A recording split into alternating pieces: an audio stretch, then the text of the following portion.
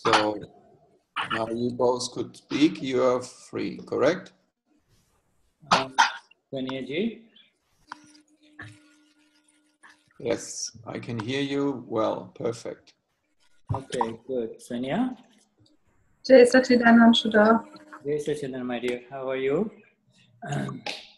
I'm not in top form today, so could you give me small portions Energy, to translate? yeah, the energies from this one will come to you in a minute. Yes, please. Thank you. But Shuddha, by the way, so we got some feedback the last week from some of the Mahatmas who are listening in English and German who do not understand well English. They would prefer, Shuddha there or is it gone? Yeah, there. They would prefer shorter interactions, like short English and then translation. They can more easy follow than if it's too long. They lost sometimes the track. Okay, so speak shorter sentences. Is that it?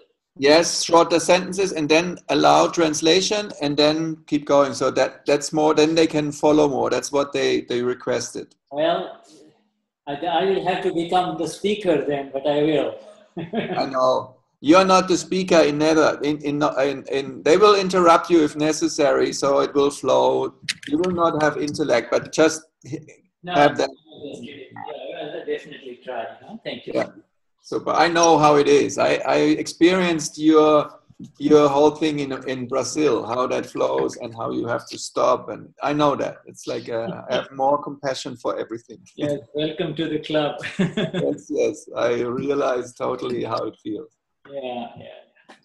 So we got about 5 minutes, so we will join everyone in a minute, few minutes. Yes, sir. And it would be easier, so if you need.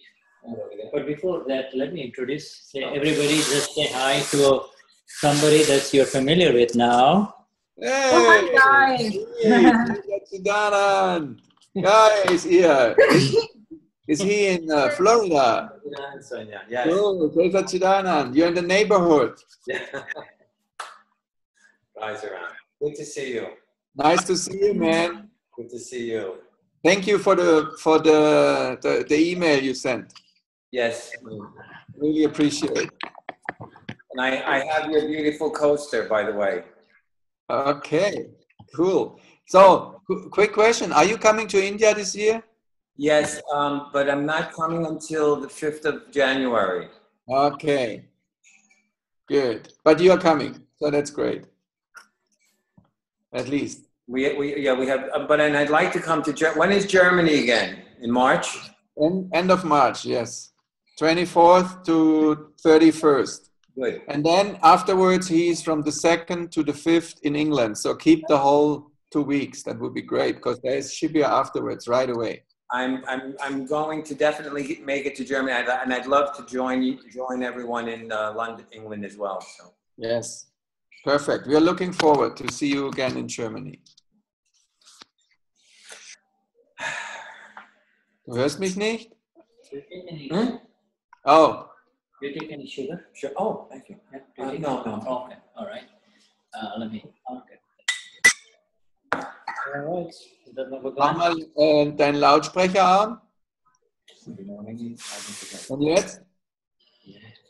Und wenn du auf Audio gehst? Oh yeah. Okay. Yeah. Oh yeah.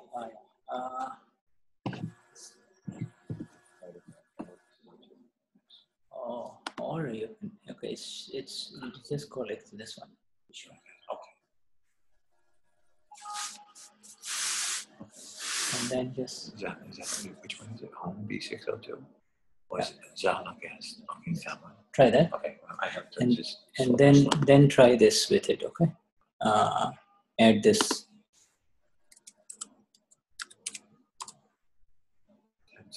That's the password. Yeah, try that. All right, so just I'm buying a new computer.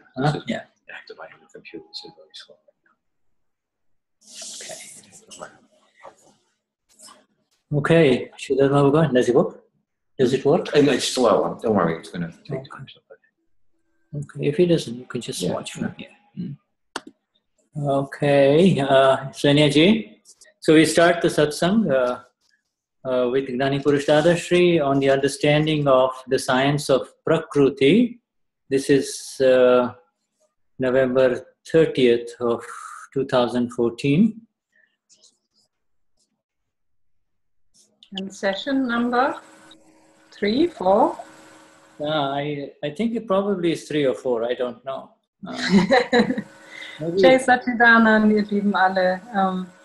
Wir machen weiter mit dem Satsang über das genaue Verstehen und den Text über die Wissenschaft des Prakruti. Heute am 1. Advent, am 30.11. Und es ist die 3. oder 4. Sitzung zu diesem Thema. And and with that, what we do is we go straight into the 3 mantra of the Gnani Purush, which removes all obstacles, and particularly with reference to this program, all obstacles in the understanding of the science of Prakruti. We will have Swenja ji sing the 3 mantra. Und wir beginnen direkt mit dem Tri-Mantra, was vor allen Dingen alle Hindernisse entfernen wird, die irgendwie im Weg sind, diesen Satsang zu verstehen und diesem Satsang heute zu folgen. Namo Vitragai, Namo Rihantanam, Namo Sittanam, Namo Ayariyam, Namo Vasayanam, Namo Salasam, Eso Panchamitare, Swabhaav Panashana, Vibhaavam Chasayasing, gnanmaya. Om Namo Vasudevaya. Om Namah Shivaya. Jai Satchidanand. Namo Vitraya. Namo Vidramantam. Namo Sittanam. Namo Ayariyam. Namo Vasayanam. Namo Salasam. Eso Panchamitare, Swabhaav Panashana, Mangalam Chakrisim, Padamam Mangalam. Om Namo Vasudevaya. Om Namah Shivaya. Jai Satchidanand. Namo Vitraya. Namo Rihantanam. Namo Sittanam. Namo Ayariyam. Namo Vasayanam. Namo Salasam. Eso Panchamitare, Swabhaav Panashana, Mangalam Chakrisim, Padamam Mangalam. Om Bhagavate Vasudevaya. Om Namah Shivaya. Jai Satchidanand. Jai Satchidanand. Jai Satchidanand. So we begin with the version of the Gnani who presents the Vitarag to us. We begin with what? Sorry, I didn't get that. Gnani Purush, the Gnani Purush who gives us the darshan of the Vitarag. Wir beginnen mit dem Darshan des Gnani Purush, den Vitarag Darshan des Gnani Purush, der ohne jede Anhaftung und Abscheu ist. And it's the Gnani, look at the Gnani. Shuddha, could you come closer to the microphone? I can hardly hear you. Because I'm on the other side, hold on. Okay, let me turn it around. Turn it around. I was just showing the Gnani, and the Gnani is in front of me now. The Gnani is the one who folds his hands like this and stands behind, always behind or at the feet of the Vitarag. Der Gnani Purush ist derjenige, der die Hände so gefaltet hat und der immer hinter dem oder zu Füßen des Vitarag steht. Such a Gnani who can never be, whose magnificence is beyond even all imaginations. Such a Gnani, such a magnificent Gnani is so humble when it comes to speaking about the Vitarag, the absolutely enlightened one. So ein Gnani, der selber so wunderbar ist, dass man es sich gar nicht vorstellen kann, also jenseits allen, was man sich vorstellen kann, der ist selber so bescheiden, wenn er über diese Qualität von Vitarag oder über den Vitarag Lord, also denjenigen ohne Anhaftung und Abscheu, spricht. And we have to learn a lot from the way in India, if either you do this, that means you are surrendering the ego, or the other way is if somebody is standing, you never stand in line with him. You stand a little bit behind him, just a little bit behind him, and that is a sign of respect. You never stand in line with him, exactly in line with him. Und wir können davon viel lernen in Indien oder in den indischen Gepflogenheiten sozusagen. Also einmal ist es dieses Hände falten und sich verneigen, damit gibt man das Ego hin. Und dann auch, wenn man neben jemandem steht, dann achtet man darauf, dass man nicht mit dem anderen auf einer Höhe steht direkt, sondern dass man immer so ein kleines bisschen hinter dem anderen zurückbleibt. Das ist ein Zeichen von Respekt. Even great accomplished performers, whether they are musicians or anyone else, such artists, when they have a master artist on the stage, they always, when it comes to taking the bow or taking the respect of the people who are applauding, they all come and they stand just a little bit behind the main person, never in line with that person. Und das kann man auch sehen bei den größten Künstlern oder Musikern, die, wenn sie auftreten und es tritt noch irgendein besonderer Meister oder ein besonders großer anderer Künstler mit ihnen auf, wenn es dann dazu kommt, dass die Leute applaudieren und man sich die Danksagungen abholt sozusagen, dann werden sie immer hinter diesem anderen großen Künstler einen Schritt zurücktreten. Sie treten vor, aber sie treten nicht so weit vor, wie dieser andere Künstler vorne steht, als Zeichen des Respekts vor dieser Person. So there is a lot to be learned from the body language of a human being, also as he moves about, as he stands, walks, talks, or holds himself, you see. There's a lot to be learned, and all of these things is something that you learn by looking at our Gnani Purush Dadashri whenever it comes to the Tirthankar Bhagwan or Simanda Swami, the fully enlightened one, or he would always stand back, stand behind. Man kann so viel lernen aus der Körpersprache eines Menschen, wenn man beobachtet, wie sich die Person bewegt, wie sie steht und geht. Und so kann man auch vieles lernen, wenn man sich den Gnani Purush Dadashri anguckt, wie er sich eben bewegt und verhält, wann immer er über die Tirthankaras spricht oder insbesondere über Simanda Swami, dann wird er immer in dieser eben beschriebenen Weise einen Schritt zurücktreten aus Respekt. It is a sign of absolute respect, absolute humility, or Param Vinay. Param Vinay. Param Vinay. Param Vinay. P-A-R-A-M-V-I-N-A-Y. You see, Param Vinay, you know.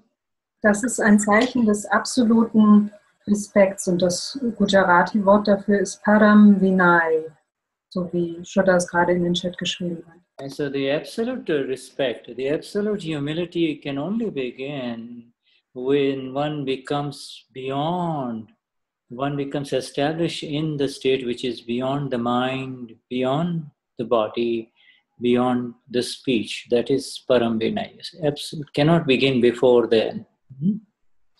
Und dieser Zustand absoluten Respekts, dieses Param Vinay, das kann wirklich erst beginnen in einem Zustand absoluter Demut, wenn man jenseits von Verstand, Sprache und Körper ist. Erst dann kann das beginnen. You and I and all of us in this satsang have entered the domain, the space of Param Vinay or absolute humility when we entered the Gnan Vidhi. Und wir alle hier in diesem Satsang haben das Reich oder das Terrain von Param Vinay betreten oder sind in diesen Raum eingetreten mit dem Gnan Vidhi.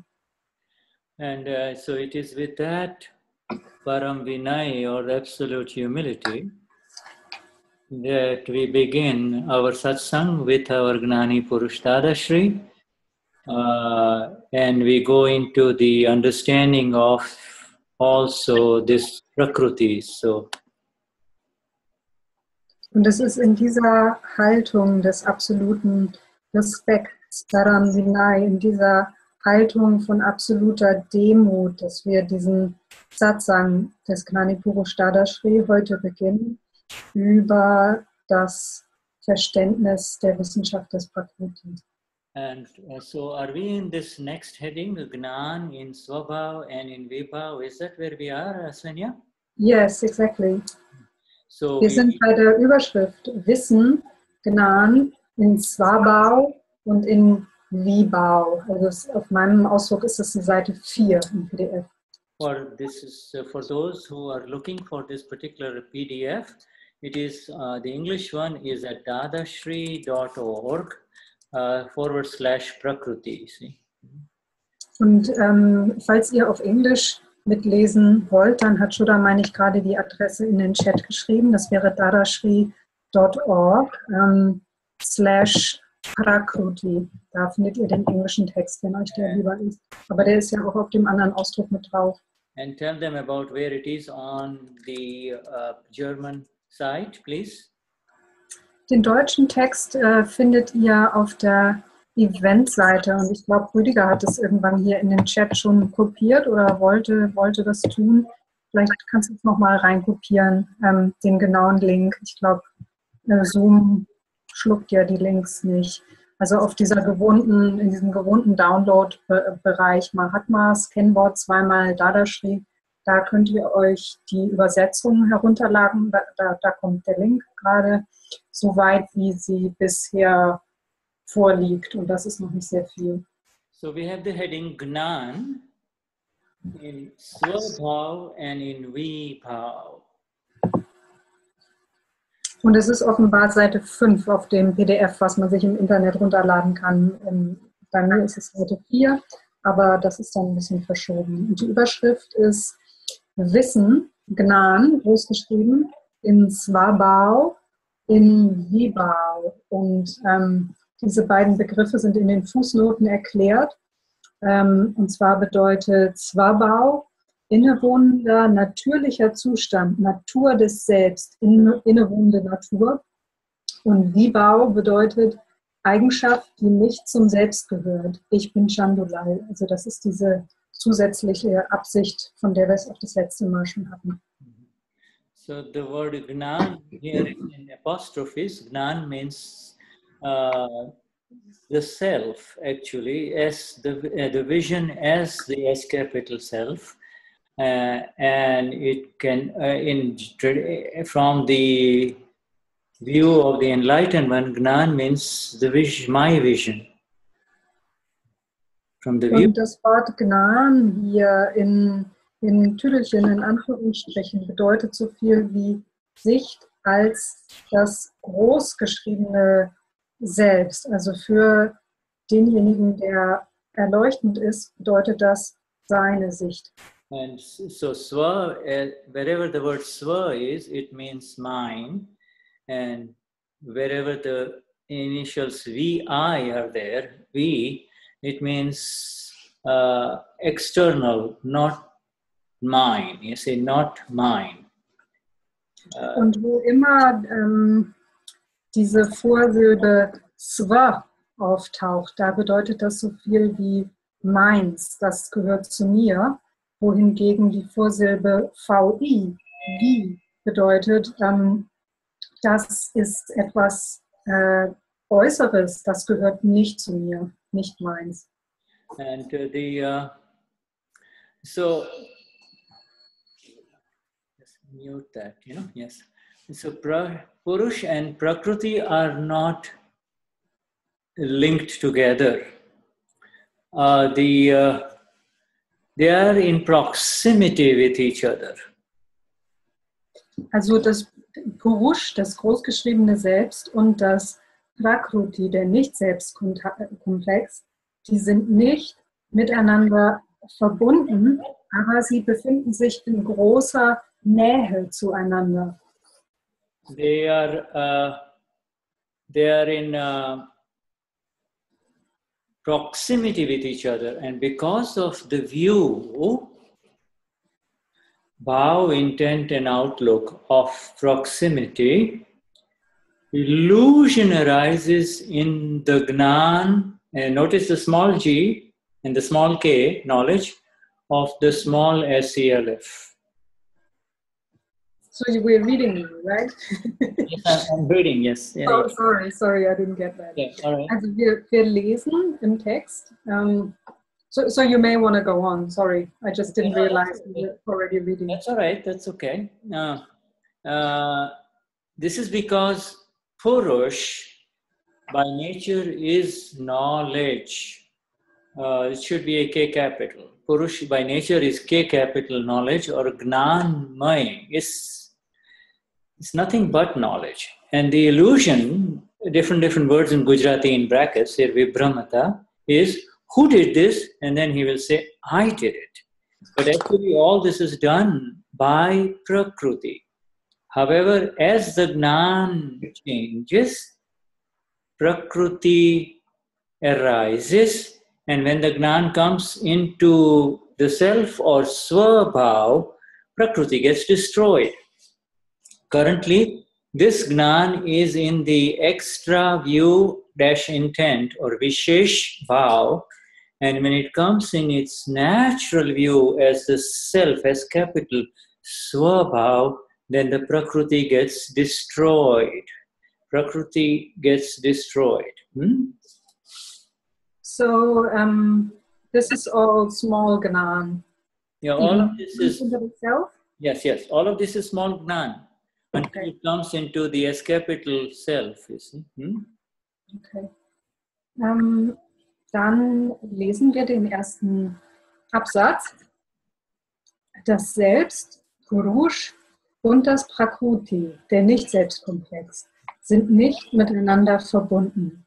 Sie sind einander nah durch die Sicht, die Absicht, die Perspektive, Bhaav von Nähe. Yes. Und durch die Sicht, die Absicht, die Perspektive von Nähe entsteht im weltlichen Wissen Gnan, also kleingeschriebenes Gnan, des Selbst, kleingeschrieben Illusion. Das geschieht deshalb, weil das Selbst, Purush, von Natur aus gnanmaya ist. Illusion, vibhramata ist, wer hat das getan? Dann wird man sagen, ich habe es getan. Aber tatsächlich wird all dies vom Prakruti, vom Nicht-Selbst getan. Wenn sich jedoch das weltliche Wissen, also wieder kleingeschriebenes Gnan, verändert, entsteht das Prakruti, der Nicht-Selbst-Komplex. Und wenn das weltliche Wissen, Gnan, das Selbst, das großgeschriebene Selbst erreicht, Swabhaav, wird das Prakruti, das Nicht-Selbst, zerstört. Momentan ist dieses weltliche Wissen, kleingeschriebenes Gnan, in der zusätzlichen Sicht, Absicht, Vishesh, und wenn es die natürliche Sicht als das Selbst, Swabhaav, erreicht, dann wird das Prakruti, der Nicht-Selbst-Komplex, zerstört. Sorry, is there a difference between Vibhaav and Vishesh Bhaav? It's the same thing. So, you know, when you put Vishesh Bhaav, and the Vishesh has been taken away, Shesh, and you just put Vishesh. So the two words have been joined via, Okay. and so it becomes one. See? Okay, let me explain that, because that might confuse people, because it's Vibhaav in the headline. Ja. Swenja hat gerade nachgefragt, weil es in der Überschrift ja Vibhaav heißt, diese zusätzliche Absicht. Also Vibhaav und Vishesh Bhaav ist das Gleiche. Da sind einfach diese Worte in Gujarati zusammengezogen worden. Es bezieht sich aber beide Male auf diese zusätzliche Absicht. So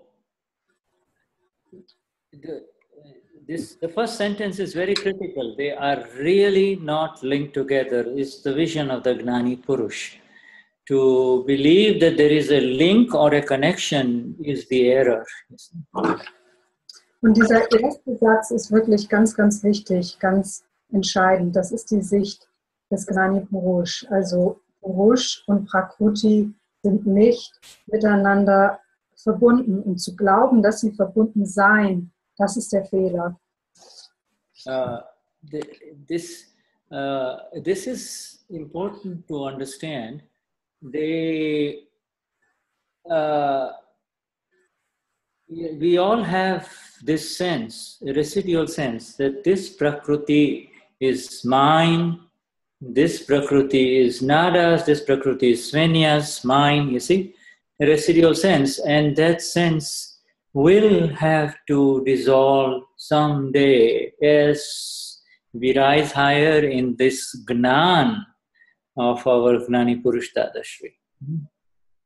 Und das ist wirklich wichtig zu verstehen, denn wir haben alle noch so ein Restgefühl von, dieses Prakruti ist meins, dieses Prakruti ist Nadas, dieses Prakruti ist Swenjas, und das werden wir schrittweise auflösen müssen, je weiter wir im Gnan, im Wissen aufsteigen. So, if to understand it in another way, the Purush and the Prakruti, the self as capital and the non-self complex, both are together with some intent that arises. You see, the intent. They are there because of the view only, that is all. They are there because they have come so close that a view arises. A view arises. Um es nochmal anders zu erklären, also dieses Purush und das Prakruti, also das großgeschriebene Selbst und der Nicht-Selbst-Komplex, die kommen zusammen durch eine bestimmte Absicht oder auch eine bestimmte Sicht. Und es ist einfach durch diese Sicht, dass sie zusammenkommen. Und sie sind einander so nah, also sind so nah zueinander gekommen, dass diese Sicht entsteht. Of the 6 eternal elements in this universe, only the self and the matter are the ones that produce this extra intent or extra view. The other 4 elements, eternal elements, are completely neutral. It doesn't happen to them. Und interessant ist, dass es bei diesen 6 ewigen Elementen oder unter diesen 6 ewigen Elementen wirklich nur das Selbst und die Materie sind, die eine solche zusätzliche Absicht, also dieses Vishesh-Bhaav, eine zusätzliche Sicht hervorbringen können. Denn alle anderen 4 Elemente, die sind komplett neutral, da kann das nicht passieren. And this, for to just understand the eternal elements, the self, there is the matter, which is this physical matter of the mind, speech, and body, the matter. And then there is space, there is time, there is motion, and then there is inertia, that energy which stops motion. So those are the 6 eternal elements. Und nur um diese 6 ewigen Elemente nochmal komplett zu haben und zu verstehen, da gibt es einmal das Selbst, dann gibt es die Materie, was in diesem Fall die physische Materie von Verstand, Sprache und Körper ist. Dann gibt es den Raum, es gibt die Zeit, es gibt Bewegung und es gibt Trägheit. Also Trägheit als das, was die Bewegung stoppt. So there is, in the 3rd sentence, like, an illusion arises in the knowledge of the self. It is really the total difference between life after life bondage versus liberation is this movement from ignorance that is there into light, which is new, you see. That's all. Did I say it too long, dear? Which sentence were you referring to? The third, there is proximity. The 2nd sentence only of the paragraph, really. Yeah. Illusion arises in the Gnan of the self, you see. There is a self, always there is a self. The question is with what knowledge is that self operating, you see. You see this? Also, ja, Shuddha bezieht sich nochmal auf den 2. Teil des 2. Satzes. Da musste ich jetzt gerade nochmal kurz suchen.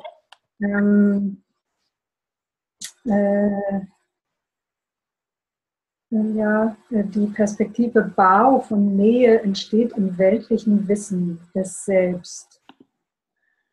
Also in dem weltlichen Wissen des Selbst entsteht Illusion und sorry, now I lost track. Und ach so, genau, der Schritt aus der Gebundenheit, aus diesem Unwissen, aus dieser Illusion ist der Schritt ins Licht. There is a prevailing knowledge of the small self. You see, the self, that knowledge is actually the wrong view, that's all. At a very subtle level. When you say, I am Swenja, I am Marian, that has gone too far. That is not the knowledge that we are talking about. There is a prevailing knowledge that exists that is based solely on the view, only view, that which is seen. Und da gibt es eine vorherrschende Sicht oder ein vorherrschendes Wissen des kleingeschriebenen Selbst, also eine falsche Sicht des kleingeschriebenen Selbst, die schon auf einer sehr subtilen Ebene stattfindet. Also wenn wir sagen, ich bin Swenja, ich bin Marion, dann geht das schon zu weit. Darum geht es nicht, sondern diese falsche Sicht oder dieses Wissen existiert allein auf der Ebene der Sicht. Yeah, you see, so if you focus on the Bhaav, you will understand it very well. Yeah, the view is automatically there when you wake up in the morning. And that view, if you're not self-realized, would be I, this is my hand, I am this body, oh, my body is hurting here and there, you see? That view is automatically there. Und diese Sicht, also das ist auch wieder das Gujarati-Wort Bhaav, Sicht, Absicht, Perspektive, die ist automatisch da. Also wenn man jetzt als nicht selbst realisierte Person morgens aufwacht, dann gibt es automatisch diese Sicht von, das ist meine Hand, das ist mein Körper. Diese Sicht ist automatisch da. But everything, so this, the illusion that arises is really the illusion that is over the knowledge of the small SELF, if you will, not over the knowledge of the Purush, you see. Never, the illusion is never there over the knowledge of the self as capital. It is always over the knowledge of the small SELF. Und dass diese Illusion auftaucht oder entsteht, das ist immer die Illusion oder ein Schleier über dem Wissen des kleingeschriebenen Selbst. Es ist niemals ein Schleier über dem Wissen des großgeschriebenen Selbst. You see, because if the illusion were ever to arise over the P capital Purush, everything will be over. The Purush, the self as capital that you and I are, by nature is nothing but pure knowledge only. It's pure knowledge. Everywhere you look, pure knowledge only.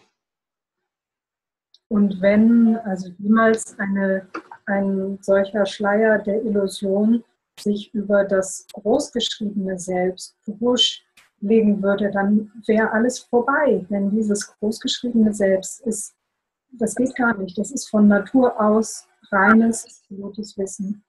Now, in the absence of the self-realization, because it is pure knowledge, it gets pulled in only to the knowledge that is in front of it, you see.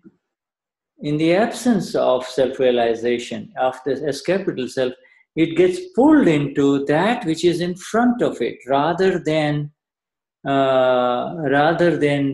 being pure knowledge only. This is the illusion, you see.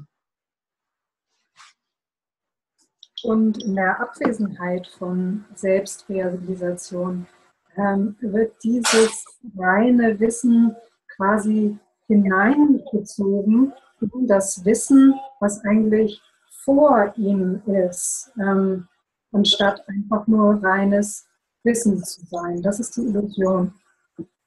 And actually the illusion is not a question, or illusion is so dense that it is really, the question even doesn't arise as to who did it, who is doing all this. The question, because the view is automatically, I'm doing it, or he's doing it, or she's doing it. Automatically that is that view, you see.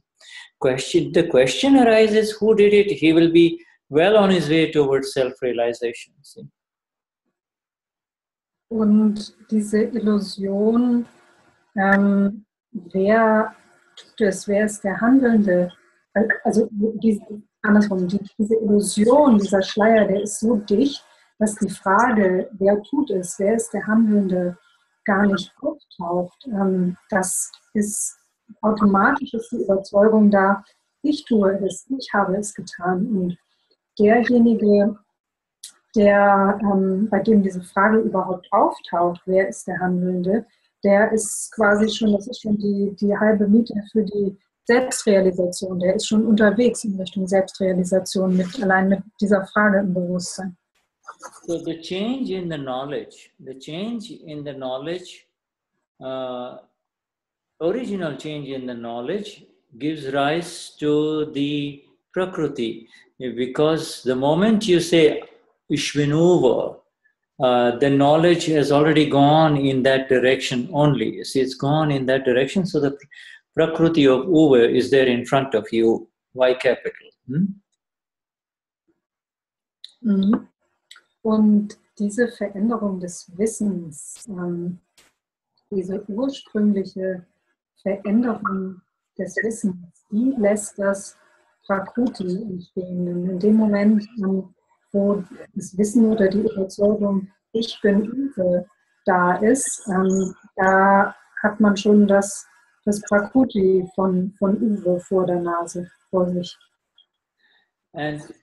And this process about the knowledge, this G-N-A-N, or old knowledge, you see, knowledge without the light, the old knowledge, as it keeps coming back into the self, the Swabhaav, into the self, which is full knowledge only, the Prakruti gets destroyed.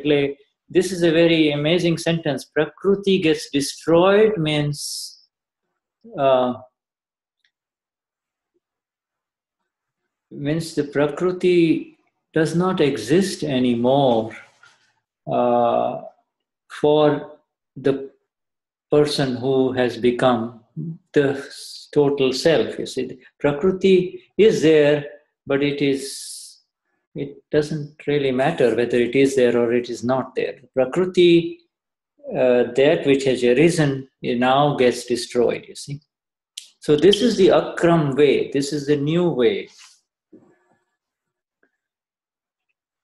Und dieser Prozess des sich verändernden Wissens, also jetzt in die andere Richtung, das alte Wissen ohne das großgeschriebene Wissen, wenn das wieder zurückkehrt zum großgeschriebenen Selbst, also dieses Swabhaav, dann wird das Prakruti zerstört.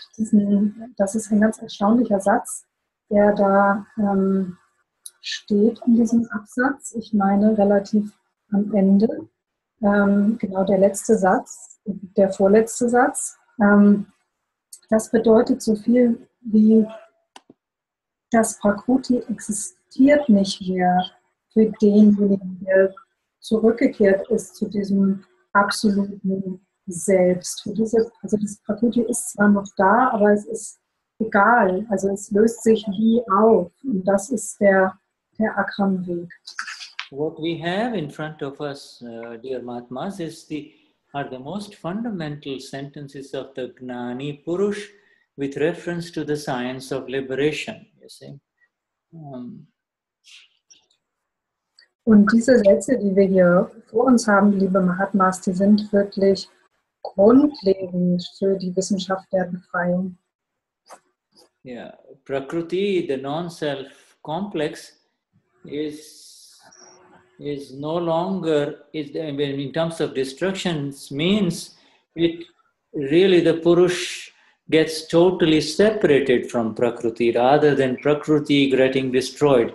Here the Gnani is trying to say that it does not recharge itself and create new Prakrutis life after life.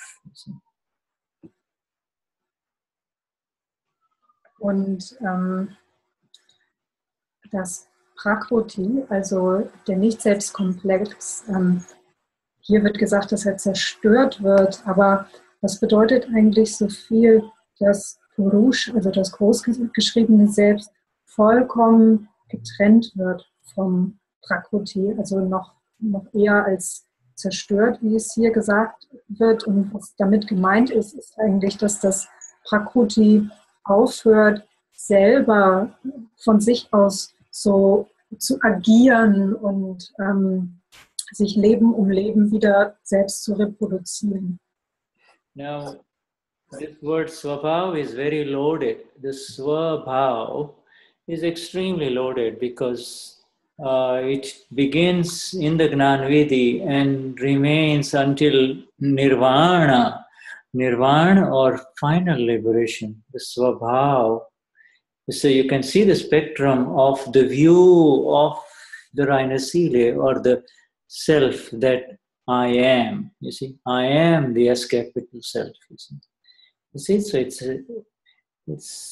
begins in the Gnan Vidhi and it remains and becomes full until final liberation. Und dieses Wort Swabhaav, das hat es wirklich in sich. Das beginnt quasi im Gnan Vidhi und bleibt bis zum Nirvana, also bis zur endgültigen Befreiung. Und da in dieser, da könnt ihr das Spektrum sehen, was diese reine Seele, dieses reine Selbst, diese Überzeugung, ich bin das großgeschriebene Selbst, abdeckt. Also bis wirklich zur vollständigen, endgültigen Befreiung. It is really like the little fulcrum-based phenomenon. In other words, as the Prakruti becomes heavier, the Purush becomes less and less and less, you see. And as the Purush becomes heavier in intensity, the Prakruti becomes lighter and lighter and lighter, see? Und das ist wirklich dieses Phänomen auf der Grundlage von Akram und Shuddha vergleicht es so mit dieser Waage oder dieser Wippe, die er da andeutet, indem nämlich das Prakruti sich verstärkt oder stärker wird, also die eine Seite hochgeht, wird das Purush, das großgeschriebene Selbst, automatisch weniger. Und wenn aber die andere Seite hochgeht und das Purush stärker wird, dann verringert sich automatisch das Prakruti. The Gujaratis use a term which is really said this is a heavy Prakruti. Some Prakrutis are very heavy duty Prakrutis, like heavy duty roller coasters or whatever you have, heavy duty, you see. What it implies is that the force of the Prakruti in that particular person is very heavy, very, very heavy. Und auf Gujarati sagt man auch, jemand hat ein schweres Prakruti, oder ich verstehe es auch so wie ein krasses Prakruti, so wie man auch sagt, irgendwie das ist eine krasse Achterbahnfahrt oder so. Und was es bedeutet, ist einfach, dass dieses Prakruti der betreffenden Person einfach sehr, sehr dicht und schwer ist, so dass es dazu führt, eben, dass diese Wippe entsprechend runtergeht auf der Seite. So when we look at those heavy Prakrutis without any judgments, we become more aware that the influence or the influence of Gnan G capital, or the influence of the self in that person is light. Is very, and we're talking about in general. And when we see light Prakrutis, easy going Prakrutis, easy readjusting Prakrutis, then we know that there is a higher state of the self in that person. Und wenn wir uns diese schweren Prakrutis mal anschauen, ohne darüber urteilen zu wollen, dann sind wir uns bewusst, dass der Einfluss des großgeschriebenen Wissens, des großgeschriebenen Gnan in dieser Person nur relativ schwach ist. Also mal so ganz allgemein gesprochen, während in den leichten Prakrutis, also in den Prakrutis, die sich überall anpassen, man sehen kann, dass schon ein sehr hoher Zustand des großgeschriebenen Selbst erreicht ist.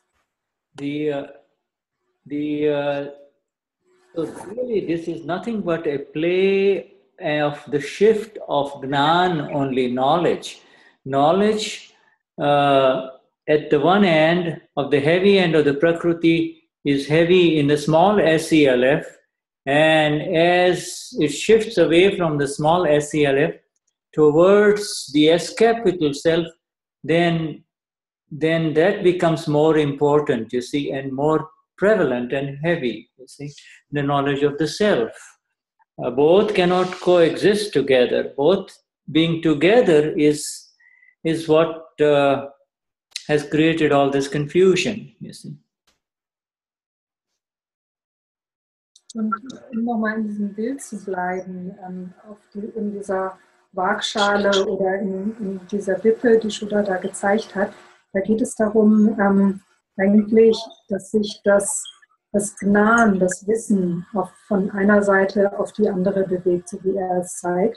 Und wenn wir auf der einen Seite das Prakruti haben und auf der anderen Seite das großgeschriebene Selbst, dann wandert eben dieses Wissen immer mehr in Richtung des großgeschriebenen Selbst und macht damit die Seite, auf der es gerade ist, zu der schwereren Seite, entweder also das Prakruti oder das großgeschriebene Selbst. Und diese beiden, das Prakruti und das großgeschriebene Selbst, die können nicht koexistieren. Und die Annahme, das zu glauben, dass sie es doch können, ist das, was diese ganze Verwirrung hervorgerufen hat. So I am Swenja or I am Ruediger, that is the small g Gnan, or otherwise we have it elsewhere as a Gnan. A Gnan, a small a G capital. You see, a Gnan or small g Gnan, just for our purposes, okay, is one and the same thing. A Gnan. Und diese Überzeugung, ich bin Swenja, das ist das kleingeschriebene Gnan, also das kleingeschriebene Wissen sozusagen. Oder an anderer Stelle wird es manchmal auch als Gnan, dann geschrieben kleines a, großes G, also die Verneinung des großgeschriebenen Gnan, die Abwesenheit des großgeschriebenen Gnan, wird synonym verwendet. So here in this paragraph, we see where the ignorance comes in.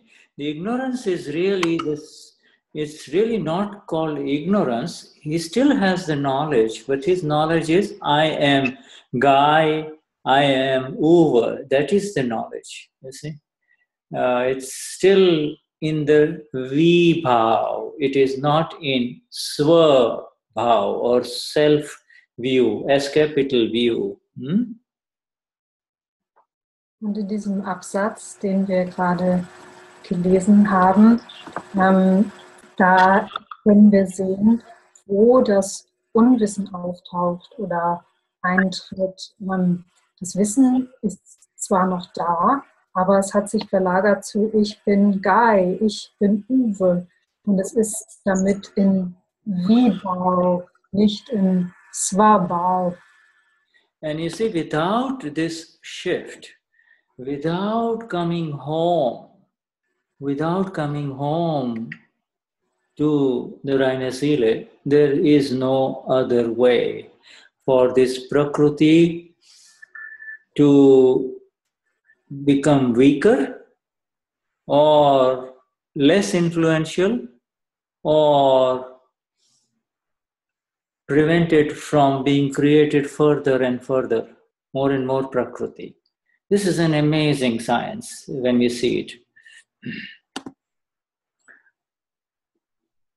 Und ja, es gibt quasi keine andere Chance als diese Verlagerung des Wissens für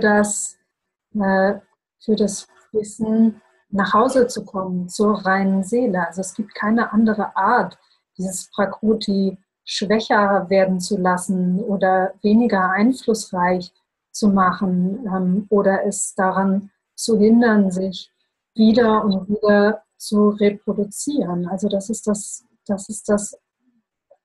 Erstaunliche und das Wunderbare an dieser Wissenschaft. So we proceed further.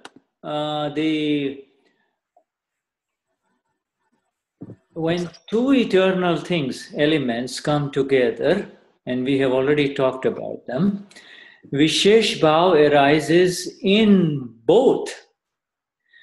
Both maintain their individual attributes or what we call properties, gun dharma, but additional attributes arise. This is the problem. And amongst the 6 eternal elements, when matter, which is the Jada, and the self, C capital Chetan, come in close proximity, then a Vishesh Bhaav arises, a third view arises. This is unbelievably amazing. The other 4 elements, no matter where and how, when they come in close proximity with each other, there is no effect at all, or there is nothing new there happening, nothing new, quote unquote, new happening there. Mhm. Und wir lesen weiter im Text. Wenn 2 ewige Dinge, also 2 ewige Elemente zusammentreffen, dann entsteht in beiden eine zusätzliche Absicht, Vishesh Bhaav. Beide behalten ihre individuellen Eigenschaften, Dharma, aber es entstehen zusätzliche Eigenschaften. Wenn unter den 6 ursprünglichen, ewigen Elementen Materie, Jada und das großgeschriebene Selbst, Chetan, einander sehr nahe kommen, dann entsteht eine zusätzliche Absicht, Vishesh Bhaav, also auch Shuddha hat auch gesagt, eine dritte Sicht. Und bei den anderen 4 Elementen hat es keinerlei Effekt, wenn sie einander nahe kommen, egal wo und wie. Also da passiert nichts Neues. I just would like to, reading Gujarati, we can even improve the translation even a little bit better in the English. There's one word of the Gnani Purush Dadashri here that's missing. You see that sentence which says, when they come in close proximity, then Vishesh Bhaav arises. It's actually not that. Then Vishesh Bhaav result arises. Can you add the word result there? Okay. Und jetzt hat Shuddha noch eine Ergänzung gemacht zu dem englischen Text. Er hat ihn nochmal mit dem Original Gujarati-Text abgeglichen. Und zwar geht es um diesen Satz, wenn unter den 6 ursprünglichen ewigen Elementen Materie und das Selbst einander sehr nahe kommen, dann entsteht eine zusätzliche Absicht, und er hat noch das Wort Ergebnis hinzugefügt. Also im Englischen steht hier einfach nur Vishesh Bhaav entsteht, und er hat jetzt noch hinzugefügt, dann entsteht das Vishesh Bhaav Ergebnis. Also dann entsteht, ist das Ergebnis diese zusätzliche Absicht. Oder so. This is very important. It is no longer a Vishesh Bhaav. The result is already there, and we are all understanding it because everyone who opens his eyes to this world says, I am this body. You see, the result is already there. Und das ist sehr wichtig, weil das Ergebnis ja schon da ist. Also jeder, der in diese Welt kommt und seine Augen öffnet, der hat ja schon diese Sicht. Also es entsteht nicht erst, sondern es ist schon da. Das ist mit diesem Ergebnis gemeint. So, reading further, marble gets hot from the presence of the sun.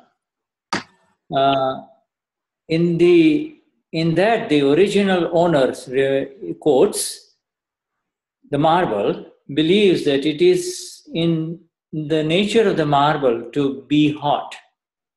That is how this extra result or Vishesh Parinam, you see the word result here? It is Vishesh result. Yes. This will end, however, when the sun sets. Marble stones are cold by nature. Similarly, Vishesh Parinam resulted due to the proximity of the Atma, the self, and the Pudgal, which gave rise to ego. What was a natural Pudgal, non-self,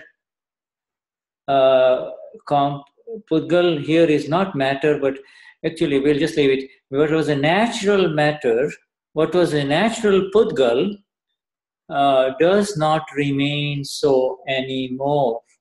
Does not remain so anymore. Again, very fundamental understanding given here in terms of how it all is. Und wir lesen noch weiter den nächsten Absatz. Marmor wird durch die Anwesenheit der Sonne heiß. Der ursprüngliche Eigentümer im Tüdelchen, das Marmor, denkt dabei, dass es die Natur des Marmors ist, heiß zu sein. So ist dieses zusätzliche Ergebnis, und hier eben das Wort Ergebnis, Vishesh Parinam, das wird enden, wenn die Sonne untergeht. Marmorsteine sind von Natur aus kalt. Auf ähnliche Weise hat die Nähe von Selbst, Atma und Materie, Pudgal, zu einem zusätzlichen Ergebnis, Vishesh Parinam, geführt, wodurch das Ego entstanden ist. Was natürliche Materie, Pudgal war, bleibt nicht mehr so bestehen. So here the word matter is written in brackets for the word Pudgal as an exception, really, because that is what Dada is trying to convey here. It is, and it's very interesting. Dada does not try to convey anything. He is not the owner of the speech that comes out. But we understand in a minute why he used this word here, Pudgal.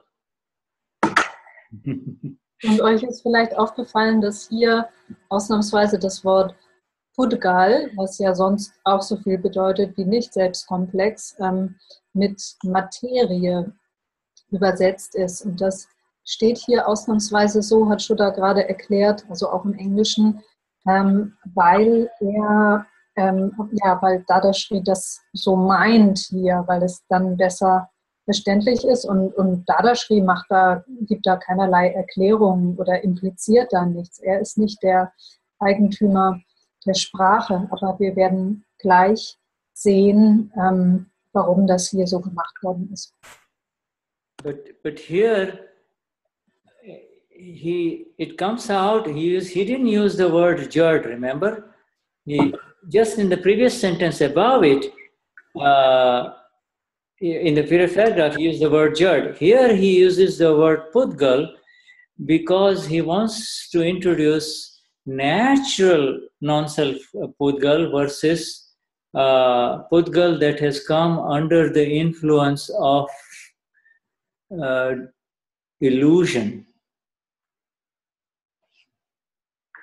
Und hat hier nicht das Wort Materie im eigentlichen Sinne gebraucht, also wie im vorherigen Absatz. Da ist ja Materie mit Jad übersetzt, sondern er sagt hier Pudgal, weil er einführen will die Gegenüberstellung von natürlichem Pudgal gegenüber dem Pudgal, das unter den Einfluss der Täuschung oder der Illusion geraten ist. And if you like, you could also take this analogy, this example of this marble heating up. When Dadashri says marble, the stones are cold by nature. In the same way, the self, the Atma, the reine Seele within every living being is cool by nature. It tends to come back to its own nature, cools down when the sun is gone, cools down when the heat is off. Und wenn man möchte, kann man diese Analogie des Marmors, die hier gemacht wird, noch weiterführen und auf das Selbst übertragen. Das Selbst, das Atma, ist auch von seinem Wesen, von seiner Natur her kalt und kehrt zurück zu diesem eigentlichen natürlichen Zustand der Kälte, wenn die Hitzeeinwirkung von außen wegfällt.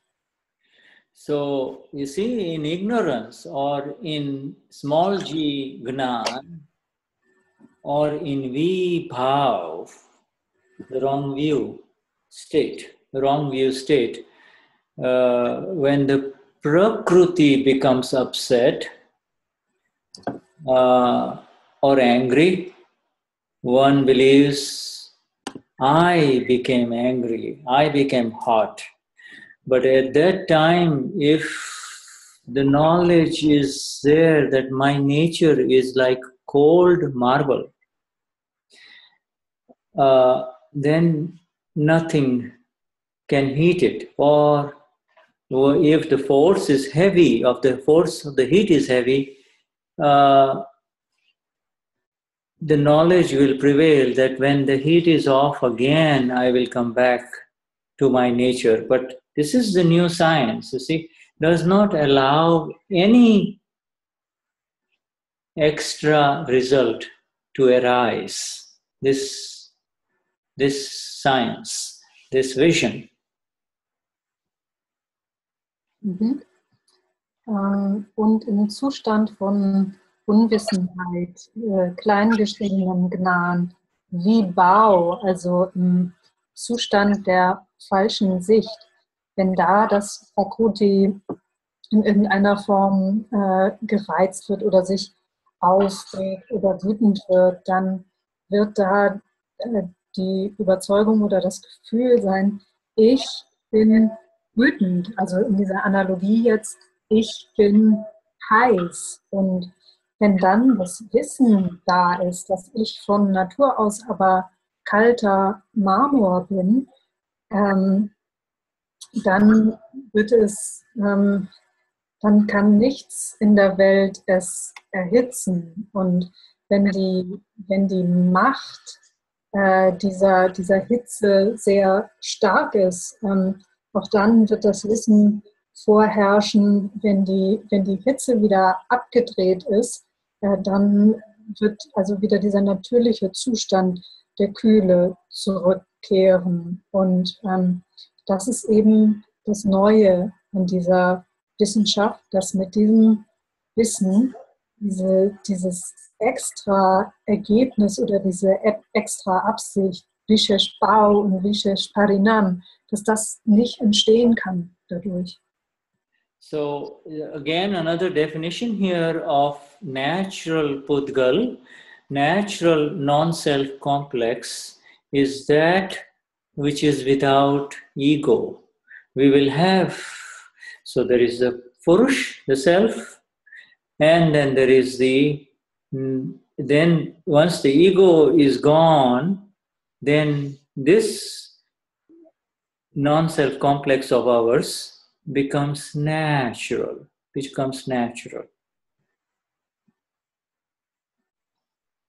Und hier noch wieder eine neue Definition des natürlichen Pudgal, des natürlichen Nicht-Selbst-Komplex.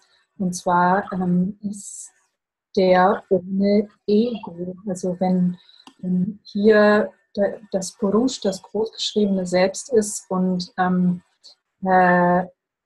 das Ego verschwunden ist aus dem Nicht-Selbst-Komplex, dann wird dieser natürlich.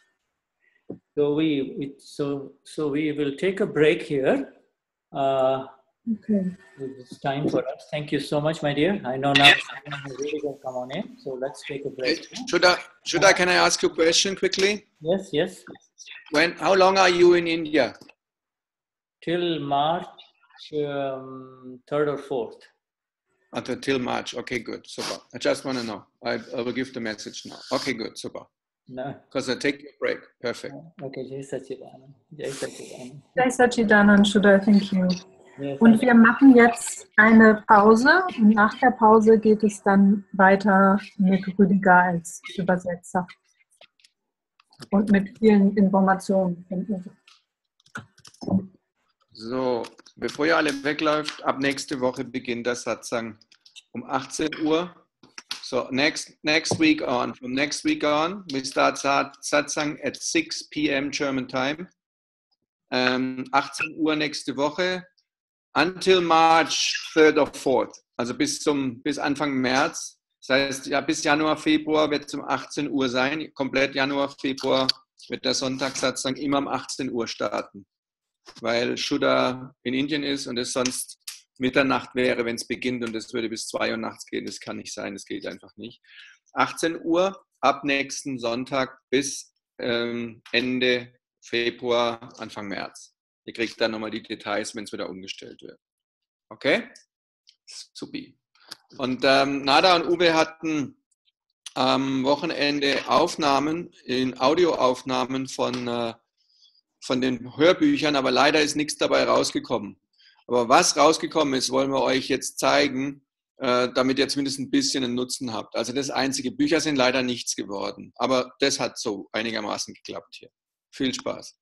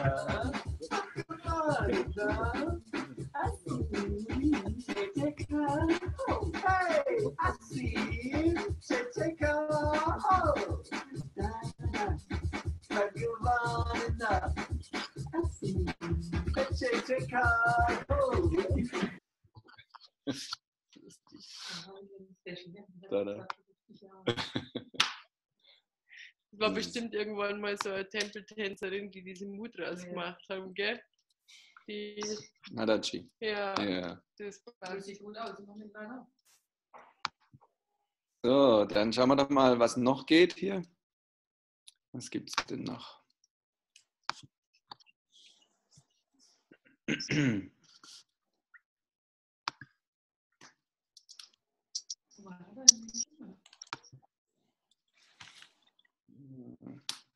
Nee, in der Nähe von Nürnberg.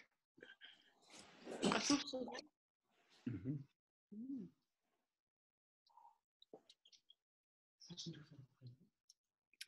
Die ist wegen dem Blaulicht vom PC und von den Lampen nachts.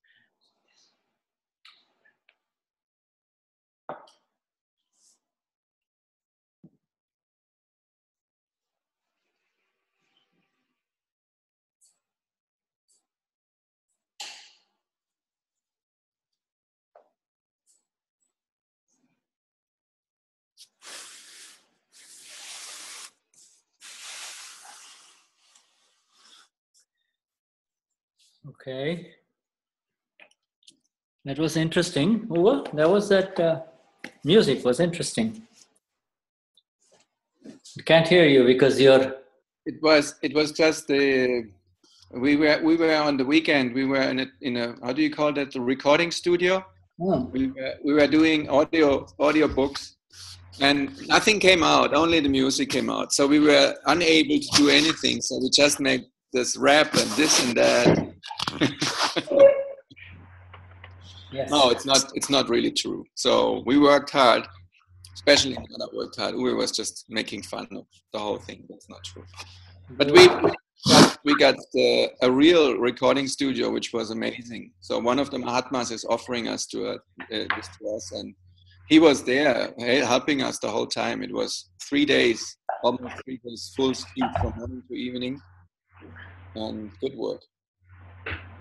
So, also die neuen Büchlein sind aufgenommen, 3 Stück sind komplett fertig jetzt, noch ein paar Editings und so, aber die sind jetzt dann fertig zum Pressen.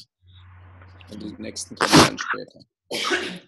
Okay, so Shuddha, I was just mentioning that we start next week Satsang 6 o'clock German time, and as long as you are in India, that means from now on, December, January, February, this next 3 months we have 6 o'clock Satsang. Okay, well. Okay, so. I wish they didn't have to make the adjustments, but that's how it is, huh? Yes. I think it's that adjustment is easier to make it 6 o'clock than ask everybody to come at midnight. I think would be a hard adjustment. Yeah. I wonder Shuddha hat gemeint gerade, dass er sich wünscht, dass wir keine Anpassung machen müssten. Und ich habe gesagt, es ist eine angenehmere Anpassung, um 18 Uhr zum Satsang zu gehen, als für jeden um Mitternacht zum Satsang zu kommen. It will be also easy for all the Germans who are in India, because they will have active programs next day with the Gnani and so much is going on, you know. Exactly. That's why we did it for everybody. Yeah. Und das ist also auch für die Deutschen, die jetzt alle dann in Indien sind, weil am nächsten Tag sind auch wieder aktive Sachen, irgendwo Satsang oder was auch immer. Und damit die auch, die da in Indien sind, teilhaben können, weil um 22:30 Uhr beginnen, das geht noch für den einen oder anderen. So we resume the post-break session here.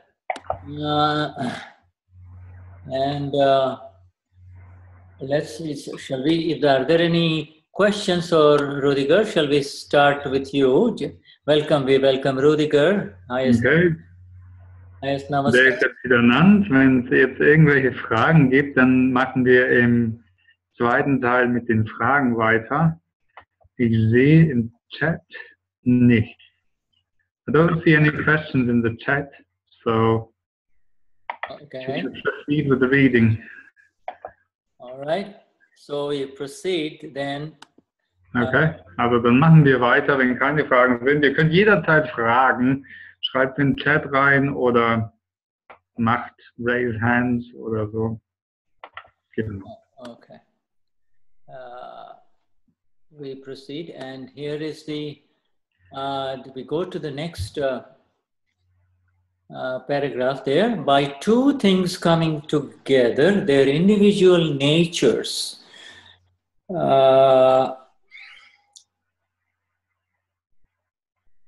property do not change, but a third Vishesh Bhaav, extra intent, extra attribute, extra view arises in the ignorant state.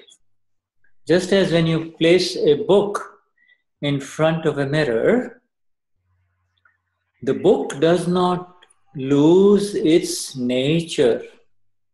In other words, so then does the mirror lose its nature? No, the mirror is in its nature.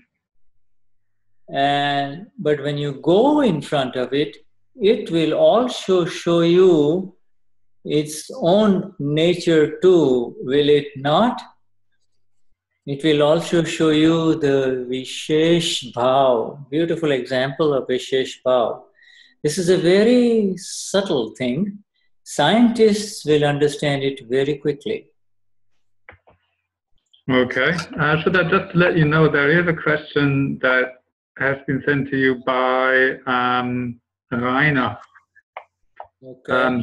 But I will translate that paragraph and then you decide how we continue. Also es gibt wohl eine Frage, aber wir lesen jetzt mal den Abschnitt, den Shuddha gerade vorgelesen hat. Und zwar, indem zwei Dinge zusammentreffen, ändern sich ihre individuellen Wesensarten, ihre Eigenschaften nicht. Aber im unwissenden Zustand entsteht eine zusätzliche Absicht, eine zusätzliche Eigenschaft, eine zusätzliche Sicht, Vishesh Bhaav. Genauso verliert ein Buch nicht seine Natur, wenn man es vor einen Spiegel stellt.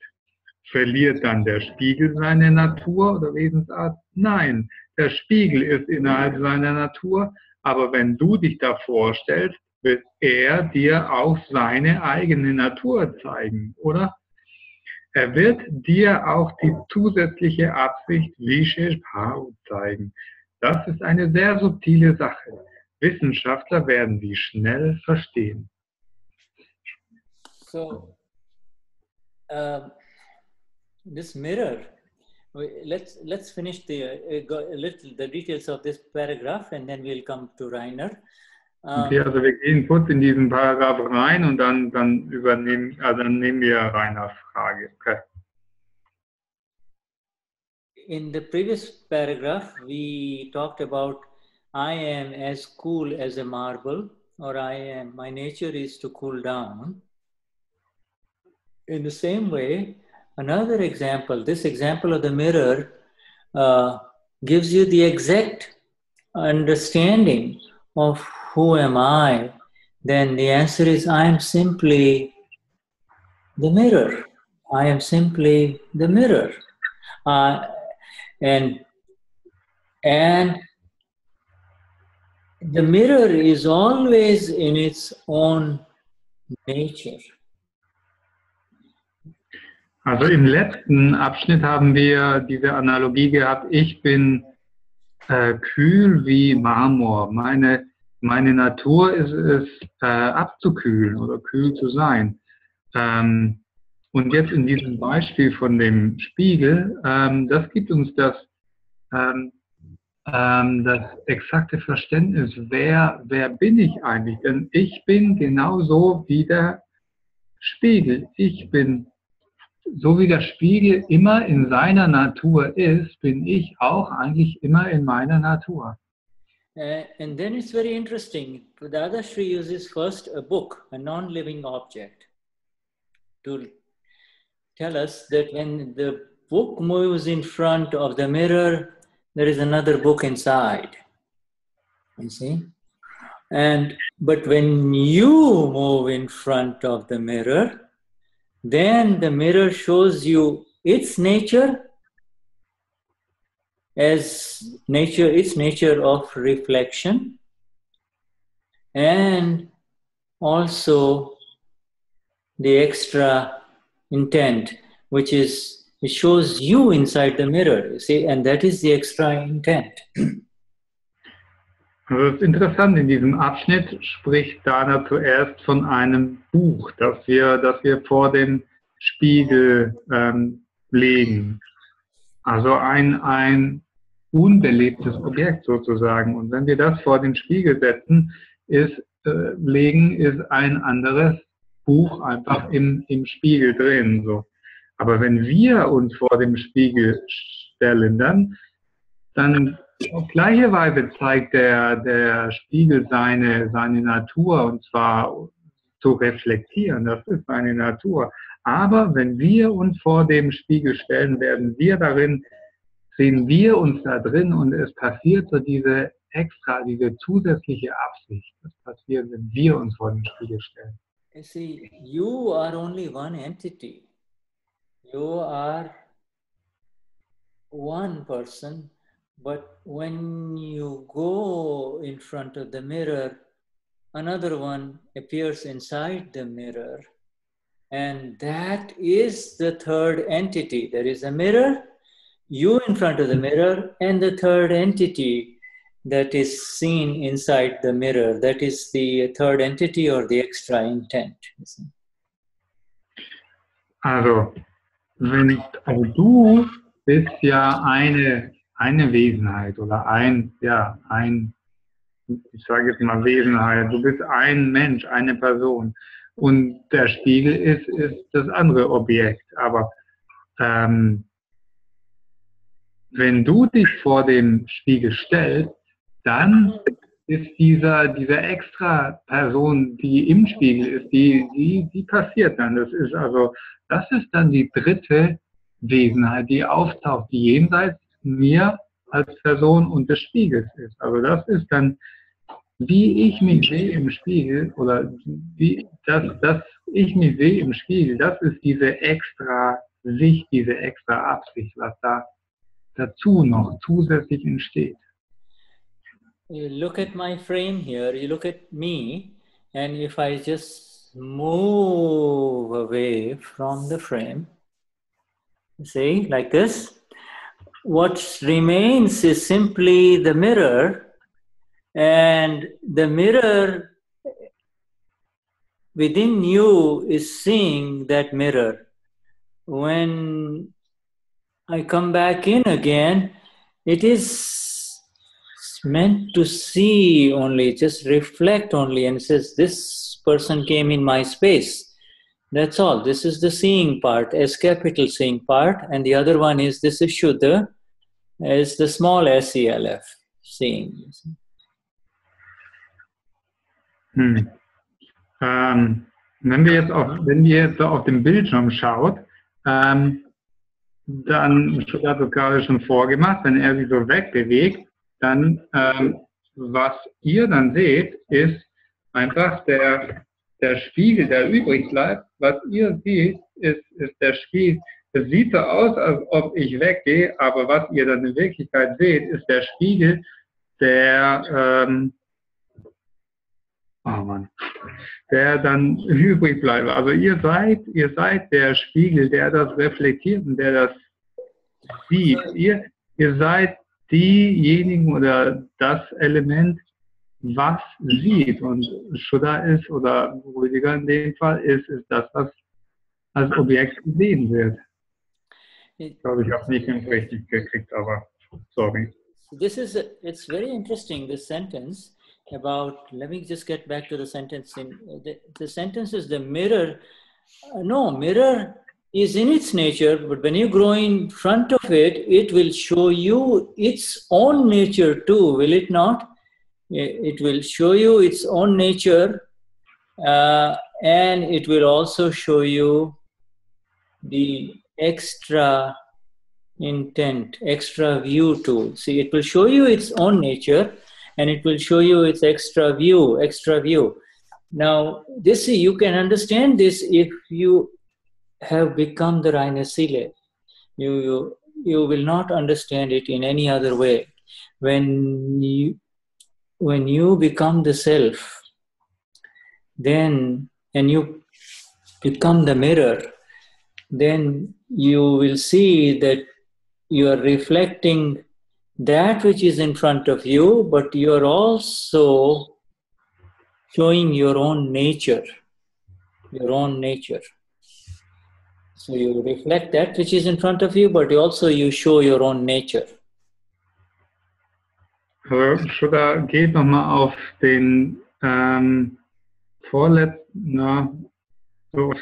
auf den Satz hier ein, der am Ende Ende des Abschnitts steht. Der Spiegel ist innerhalb seiner Natur, aber wenn du dich davor stellst, wird er dir auch seine eigene Natur zeigen, oder? Das heißt, der Spiegel ist in seiner eigenen Natur. Und wir können das nur verstehen, wenn wir wirklich zur reinen Seele geworden sind. Wenn wir sozusagen der Spiegel selber geworden sind, dann reflektieren wir das, was vor uns ist, und gleich gleichzeitig drücken wir damit oder zeigen wir damit unsere eigene Natur. Drücken wir damit unsere Natur aus.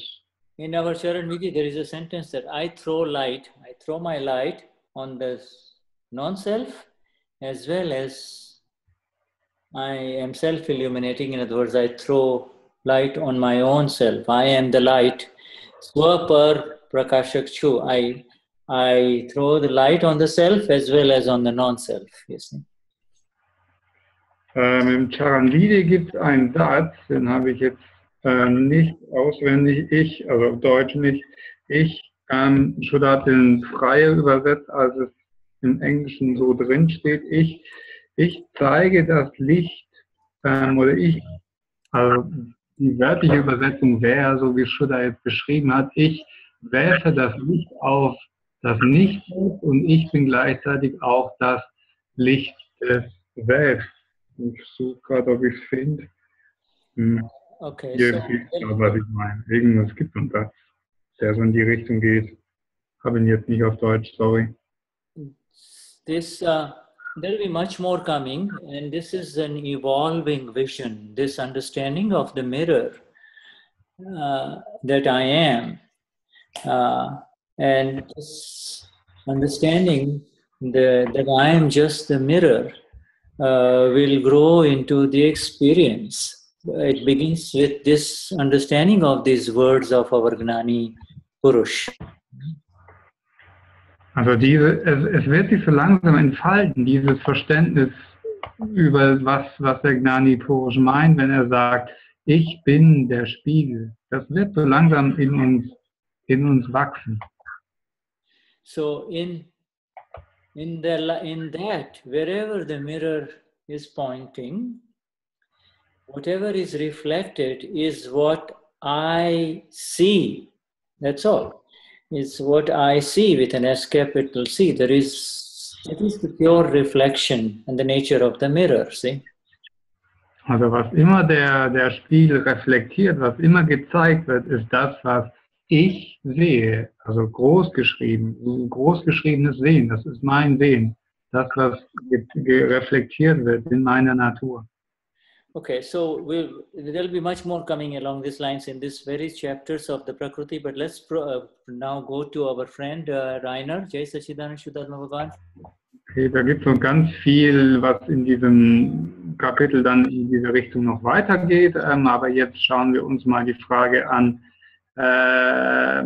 die Rainer formuliert jetzt. Mal im Chat. Okay, there he is. I have a question. Yes, Rainer. I think his audio, we need to unmute Rainer. Okay, Rainer, wir werden dich jetzt... Ja, hat geklappt, alles klar. Gut. Ah, ja. Okay. Genau. Letzten Sonntag kam das im Abtavani, die Nummer 1711 vom 23.11., die sagt, in a place of purity... in a place of purity, if one does not follow the conduct of that place. Das heißt ja, in einem Platz, in einem reinen Ort, wenn man dort nicht der Führung oder der Energie, die dort ist, folgt, dann gibt es eine starke karmische Bindung. Und derjenige, der das tut, der wird ein Leben in der Hölle verbringen. Und da war meine Frage, ist das so gemeint, dass wenn ich zum Beispiel unter Mahatmas bin, dann bin ich ja an einem place of conduct, of purity. Wenn ich da einen schmutzigen Witz erzähle, dass ich dann ein Leben in der Hölle verursache, in der Hölle. Okay. Did you get the question? Did I get the question? He has written the question in the chat, but I might just read it out for those who let me see. cannot. I'm looking at the chat. Soll ich nochmal schicken? He's actually referring to an Apta Sutra that has been... Soll ich es nochmal schicken? Nee, das ist okay. Ich übersetze ihm jetzt einfach. Oh, it was RR privately. Oh, I see. Okay, yeah. I thought RR was Ruediger. Okay, all right. No, RR is Rainer. I got the question because he asked me privately, so I said Okay. Yeah. Answer. So I asked, I might just private answer or a public answer? I might just translate for everybody, for all the other English speakers, okay? Okay.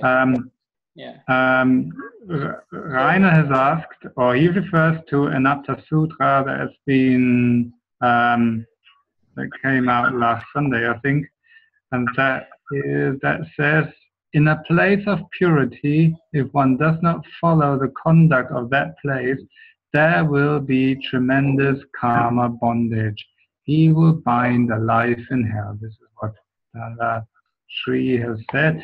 And Rainer's question was, does that mean if I'm in the company of Mahatmas and I tell, for example, a dirty joke, is that the reason for me to bind the life in hell or to go to hell? Question. I got the question now.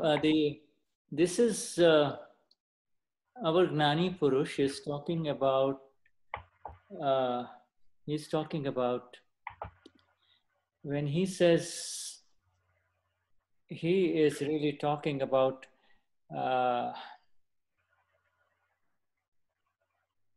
He's not talking about place of purity as much as it has been used. This Sapta Sutra has been translated in error here.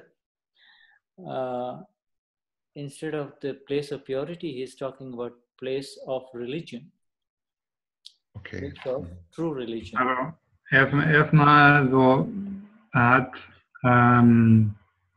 Shuddha gesagt, das ist ein kleiner Fehler in der Übersetzung. Also Dadashri spricht nicht von einem Ort der Reinheit, sondern einem Ort der Religion. Also ich übersetze vielleicht mal ganz schnell das Sapta Sutra für alle, die es nicht ganz mitgekriegt haben, an einem Ort der Reinheit, wenn man nicht das Verhalten dieses Ortes zeigt oder folgt, dann wird es eine ungeheuerliche Karma-Bindung geben und man wird ein Leben in der Hölle aufladen. Yeah. And this, when we talk about location of religion, we're not talking about physical locations, because there is no place in this world, no physical place in this world that is holy, holy, holy, really. In other words, all holiness and purity is internal. It is really internal purity that makes everything pure. And no matter how clean and external it may appear pure, if there is impurity within, then there is nothing holy about such a location. Also wenn wir jetzt hier von einem Ort sprechen oder von einem richtig physischen Platz, dann gibt es eigentlich nichts derartiges wie Reinheit. Reinheit existiert immer im Inneren, und es mag noch so ein äußerlich reiner Ort sein, er mag absolut sauber und makellos sein. Wenn im Inneren die Reinheit nicht da ist, dann ist dieser Ort nicht rein. You and I both know, Rainer, that in this era of the time cycle, there is no external place that is pure. Okay. Wir, Rainer, du und ich, wir beide wissen, dass in diesem Zeitzyklus, in unserer gegenwärtigen Zeit, es keinen äußerlichen Ort gibt, der absolut rein ist. Yes, there is places where religion in the true sense does begin. It is conducive to true religion, and true religion is that where there is no kashai. Kashai is the impurity, you see. Okay. Also ja, es gibt Orte, an denen reine Religion beginnt, und es gibt Orte, wo Kashai, also diese inneren Feinde von Ärgerstolz, Täuschung und Gier, reduziert werden. Das ist dort, wo Reinheit beginnt. And so this is actually not only the saying of Gnani Purush Dadashri, but it is a sutra or a major sentence from Lord Krishna, which is heavily misunderstood by people because they kind of physicalize or they kind of make very literal the meaning of the word place of purity. They say, this place is pure, you better not do anything here, you see. This place is clean, you better not do anything here, this kind of stuff. Aber dieses Apta Sutra ist auch nicht nur von Dadashri, sondern es bezieht sich auf ein Sutra von Lord Krishna eigentlich. Und viele Menschen haben dieses Sutra eigentlich falsch verstanden, indem dass sie sich wirklich auf einen konkreten äußeren Ort beziehen und dann an irgendeinem Ort sagen, hey, dieser Ort ist so rein, du machst hier besser irgendwie, du machst hier besser keinen Schmutz oder verhältst dich nicht irgendwie falsch. And the exact understanding, Rainer, of this sutra is that it is, the Gnani says that having said that there is no location in this universe, there is no location in this world where there is purity, there are still locations where there are chances for purity to begin, which is places of religion, where religion is offered in its true sense. Also, und obwohl wir jetzt im Sinne von Dadashri sagen, hier in unserem Zeitzyklus gibt es so einen Ort nicht, wo Reinheit vollkommen existiert, dann gibt es dennoch Orte, an denen Religion angeboten wird. Und das sind Orte, wo Reinheit beginnt. And the Lord says, and also the Gnani Purush says, that one may, in such places where true religion is offered, or a chance of true religion is being given to people, any error, any hurtful activity to others binds a serious consequence, quote unquote, life in hell. You see, as opposed to hurtful activity in other places where there is no religion being offered. You see, so it's a comparative type of sutra. Also es ist eine Art Vergleich, aber an den Orten, wo wirklich wahre Religion angeboten wird, wenn dort irgendwie Fehlverhalten oder Verletzungen anderen gegenüber passieren, das erschafft ein sehr ernsthaftes Karma, in Anführungszeichen eben dieses Karma gebunden wird für ein Leben in der Hölle. Das ist so die Parallele dazu. Im Vergleich dazu an anderen Orten, wo andere Arten Religion angeboten wird, zum Beispiel. Das ist so der Vergleich hier. This therefore, at the relative level, includes churches, temples, mosques, and the people who operate in it, spreading and giving chance for religion to take hold in a true sense, you see. And if these people misbehave with reference to money, sex, hurting other people, politics, etc., enter into politics, then the Gnani says it's extremely dangerous. They will bind, such people will bind very major karma, very major negativity in a life to come. Und das bezieht sich, also oder Orte, wo Religion angeboten wird, das schließt alle Orte ein, wie Tempel, Kirchen, Moschees.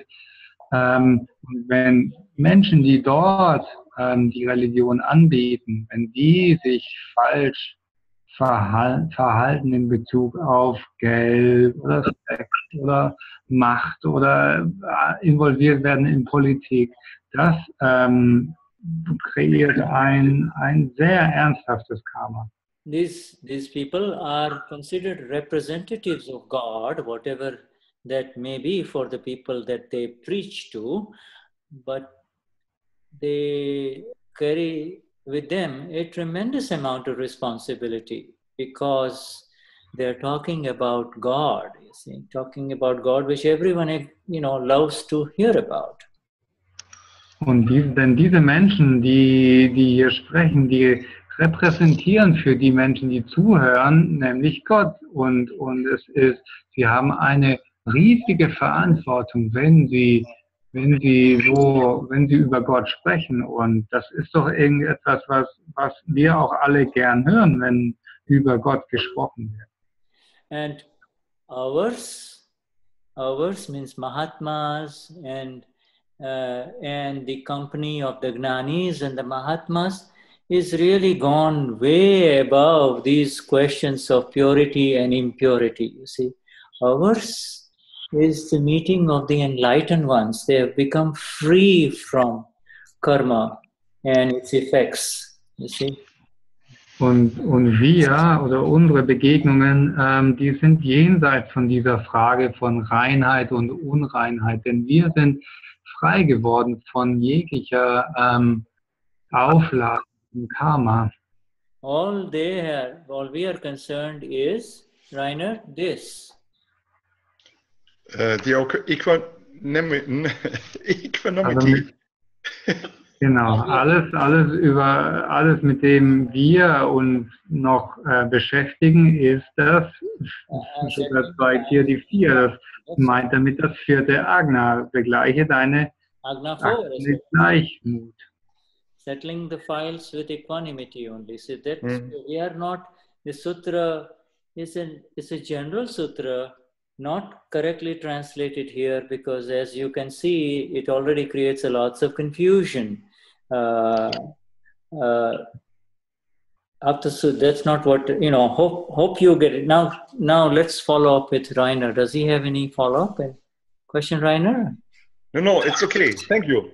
Also das war ein allgemeines Sutra und es wurde hier jetzt auch ein bisschen falsch übersetzt und da können wir schon sehen, wie viel Verwirrung es stiftet, wenn hier solche Fehler sich einschleichen. Und er hat dann Rainer noch gefragt, ob es Fragen gibt und Rainer sagt, nee, ist alles okay, oder? Another definition of hell is really the state of a Gnan. That's all. Hell is a Gnan. And is Gnan. Okay? Eine weitere Definition von Hölle in dem Fall ist eigentlich Gnan, also Unwissenheit, das nicht dieses Wissen zu haben. So. Und der Himmel ist dann einfach Gnan, dieses großgeschriebene Wissen, das wir haben. Where there is Gnan, there is bliss and perfect bliss, nothing else. Dort, wo Gnan ist Glückseligkeit, perfekte Glückseligkeit und sonst nichts. Vishuddhatma Bhagwan, okay, no more issues of hell for you. Also Vishuddhatma Bhagwan, reine Seele, keine Themen mehr der Hölle für dich. Okay, Jai Sachidanand. Okay, is there anybody else or shall we continue? Swenja wants to ask a question. Okay, Swenja ji, Vishuddhatma Bhagwan. Let's see where Swenja ji is. I think I'm already unmuted. Jai Sachidanand. Jai Sachidanand. Yeah. Uwe has actually encouraged me to share this because he was reckoning that this might be of interest to others as well. So I'll try to put it in words. Soll ich das übersetzen für dich? Nee, kann ich schon machen. Swenja hat eine Frage oder vielleicht ist es auch gar keine Frage. Uwe hat mich einfach ermutigt, das mal anzusprechen, wo er gedacht hat, das ist vielleicht auch für andere ganz interessant. Und zwar geht es um Leiden und wie das ist, wenn man ein Thema hat. Also es wird ja gesagt, sobald die Trennung da ist und die Sicht als das Selbst, dann ist das Leiden weg und das Leiden kommt aus dem Ego. Und wenn es jetzt aber Themen gibt, wo dieses Leiden einfach nicht verschwindet, wo dieses Leiden einfach sogar stärker wird, obwohl man 3 Jahre kontinuierlich im Satsang ist und Dada Bhagwan singt und betet und um Kraft bittet und alles tut, was so empfohlen wird, bedeutet das dann einfach, dass das Prakruti noch sehr schwer ist, dass man nicht im Gnan ist. Da gibt es bei Swenja einfach irgendwie bei einem bestimmten Thema eine große Verzweiflung, was das angeht. So Shuddha, this question is regarding suffering. It is said that the suffering goes away once we're separate from the Prakruti, and that it is really the ego that is suffering. But what is it when with certain issues, the suffering just doesn't go away after being in satsang constantly for 3 years and singing Dada Bhagwan and praying and asking for Shakti, and still it feels like regarding the intensity of the suffering towards that issue, nothing is changing. Does that mean that the Prakruti is very heavy, that one is not in Gnan, or that I don't know, the ego is too big?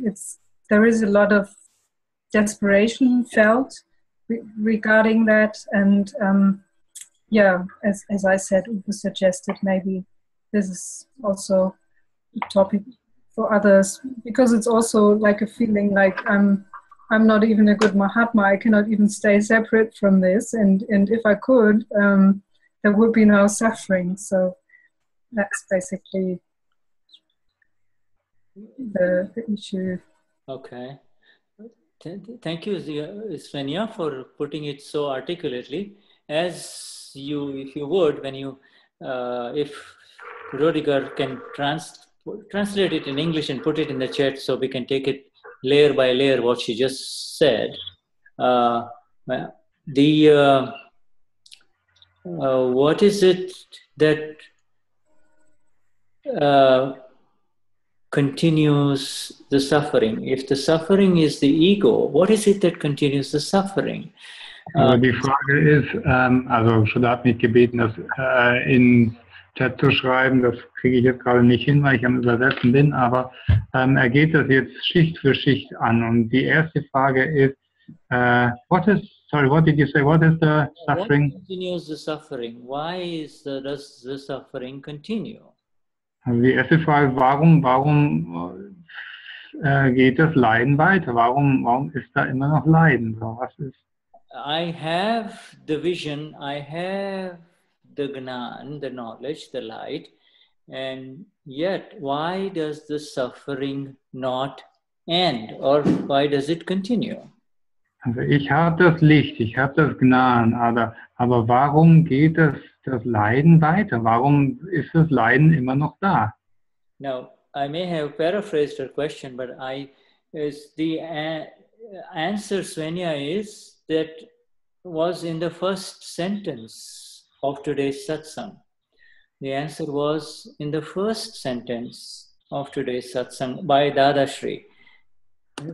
And that sentence was, Prakruti and Purush are not linked together. Also und Shuddha hat das jetzt so entsprechend umformuliert und hofft, dass er das so gut gesprochen hat. Und er sagt, die Antwort auf die Frage ist im ersten Satz, was wir heute gelesen haben. Und da steht, das Selbst und der Nicht-Selbst-Komplex sind nicht miteinander verbunden. It is the Prakruti that suffers pleasure, and it is the Prakruti that suffers pain. Das ist das Prakruti, das Vergnügen erleidet und das Schmerz erleidet. Prakruti, you can say it in other words, is the ongoing ego that is suffering. It is, and you as a Purush are simply the mirror, simply the reflector of it all, nothing else. Und das Prakruti, könnt ihr auch sagen, ist das Ego. Und du Du bist einfach der Spiegel, der das alles reflektiert und widerspiegelt. The link between the two, the sense that somehow it is happening to me, that I am suffering, or this is my Prakruti, is progressively broken through these very beautiful satsangs that you're involved in and translating, my dear. You see, that is no other way. It is, those links are broken weekend by weekend, satsang by satsang, translation by translation. Und diese Verbindung, die da immer noch gefühlt wird, diese Verbindung, dass das Gefühl da ist, auf irgendeine Art passiert das noch mir. Diese Verbindung wird Stück für Stück zerbrochen mit jedem Satsang, den du beiwohnst, jeden Satsang, den du übersetzt. Woche für Woche, immer Stück für Stück wird diese Verbindung abgestückelt. The sense of attachment to Swenja, the sense of rag and attachment to Swenja is ingrained. It is kind of ingrained, it is woven into this Prakruti that is unfolding in front of you. This rag is not new. That rag is the one that makes you feel as if this is happening to me. That is the rag, that is the moha. See, that's the illusion. Also diese Anhaftung an Swenja, die ist der Grund, dass man immer noch das Gefühl hat, das passiert mir. Das ist der Grund für diese eigentlich ursprüngliche Illusion, Moha. Das ist liegt in der Anhaftung. And intellect loves it. Intellect loves to hang on to the pain of the ego. Und der Intellekt, der liebt das an diesem Schmerz des Egos festzuhalten. The intellect loves it when it receives consolations. And, oh my dear, I'm so sorry. What can I do for you? You see?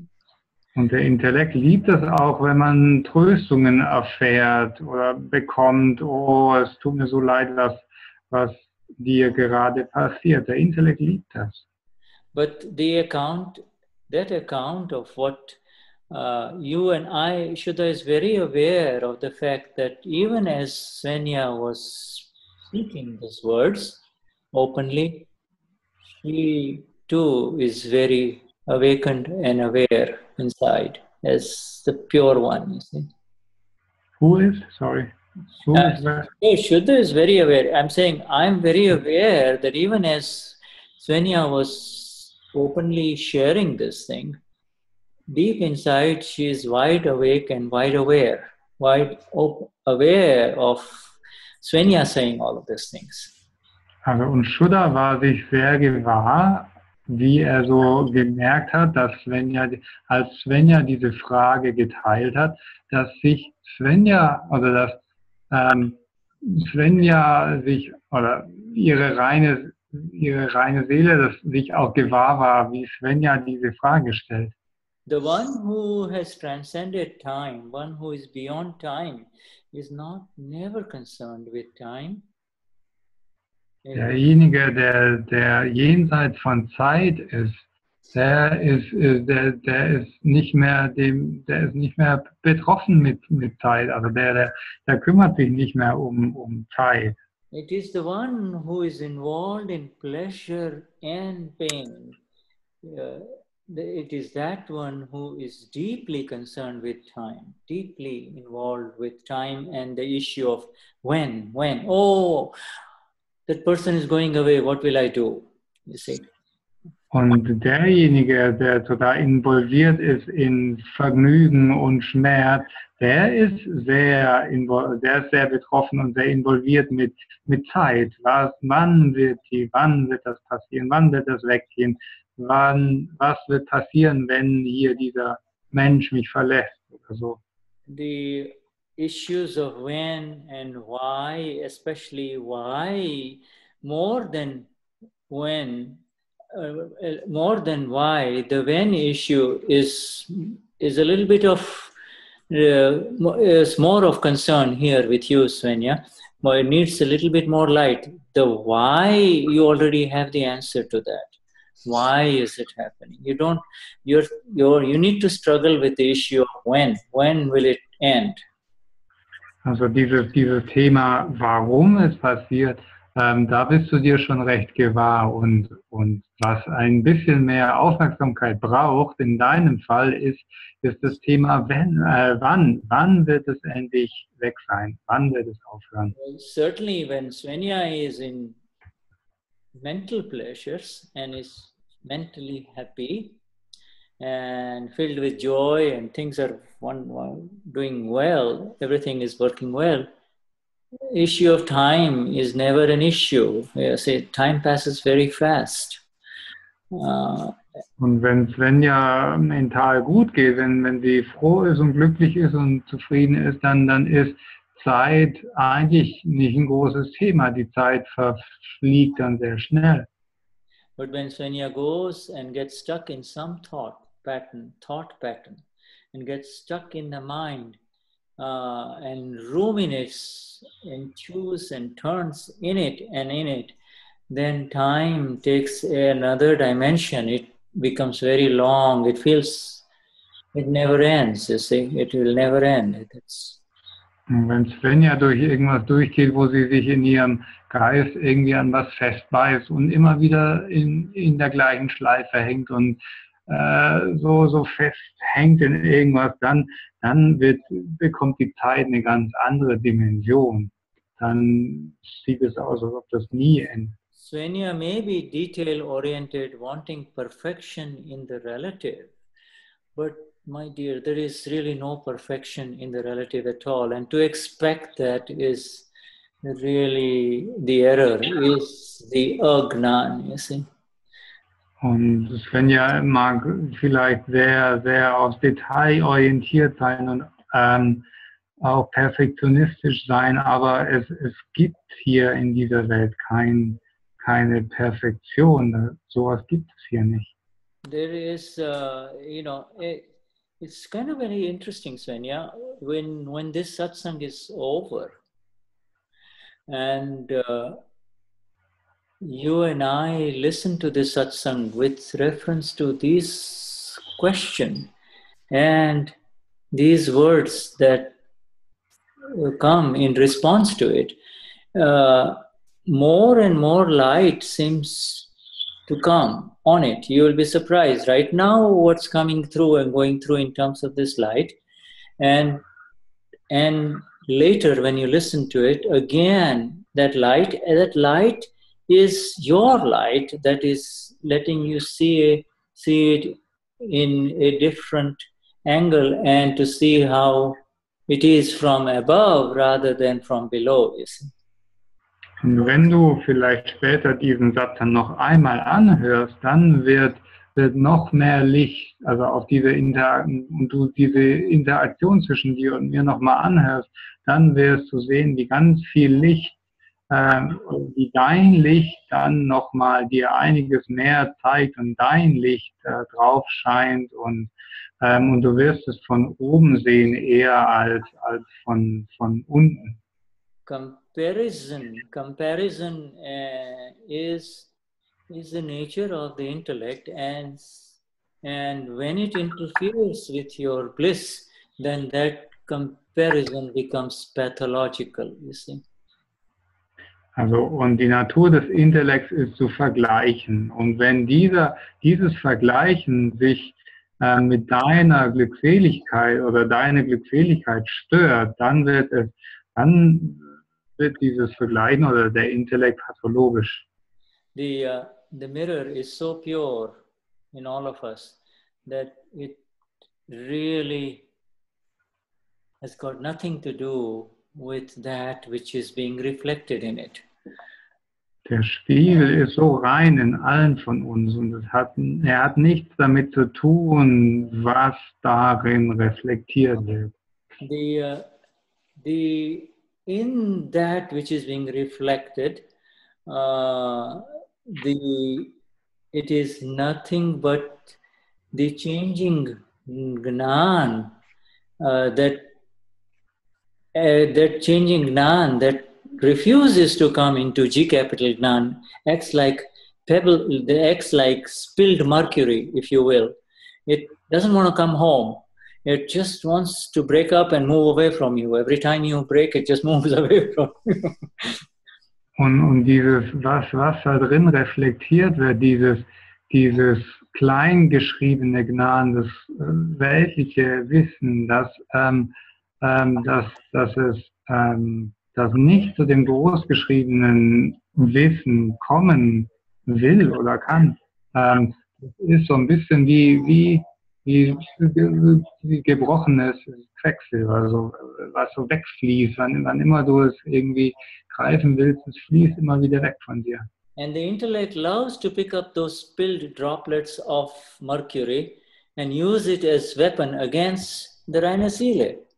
It will keep shooting it, keep breaking into smaller and smaller pebbles of mercury, and you see, instead of kind of coming together and being the self, you see, and being, showing you as it is.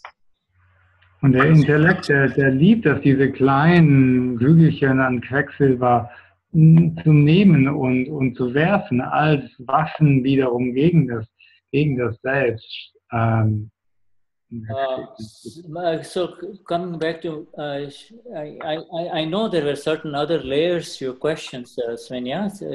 Is there any aspect of it that still, I mean, there no answers from anyone is going to really take you there, except the answers that arise from the light that you are. Und Shuddha fragt Swenja, ob es jetzt noch andere Ebenen, also er ist sich gewahr, dass es noch andere Ebenen zu dieser Frage gibt. Und er sagt, niemand wird dir so diese Antwort in der Klarheit geben können, wie das Licht, das du in Wahrheit bist. You don't be on the seesaw of superiority, inferiority. That is the pride, you see. That other person, the other Mahatma has such beautiful understanding and I don't have any understanding. Then you don't want to be on that seesaw. Du willst nicht auf dieser Wippe sein von besser oder schlechter und dieser Mahatma, der hat schon so viel Verständnis und wo stehe ich denn und so. Du willst nicht auf diese Wippe gehen. The exact place is the mirror. The exact place is these that are shown through the mirror. What this lets you be the mirror, the five agnas lets you be the mirror. And let's listen to, finish that and I'll let Swenja speak, please. Und der exakte Ort ist wirklich der Spiegel zu sein und die fünf Agnas werden dich dazu führen, da in diesen Raum zu kommen. Jetzt lassen wir Swenja nochmal zu Wort kommen. Yeah, I don't know what to add. Thank you.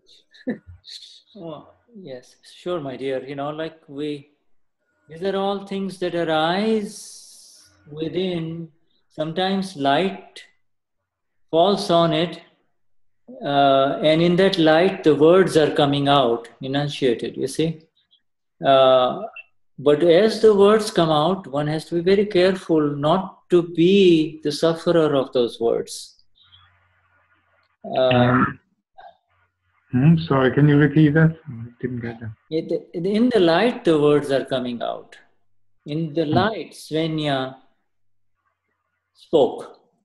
But as she spoke, she does not have to get immersed in the effect of those words, you see. Also im Licht von Swenja kommen diese Worte raus und die Kunst ist es in dem Moment nicht, sich nicht oder eingenommen zu werden in diesen Worten, mit diesen Worten, die da gesprochen werden.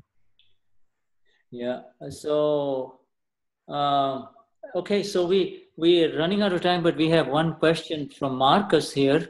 Shall we take that? Or If Swenja is happy? Swenja is going to have more time with Shuddha. Okay.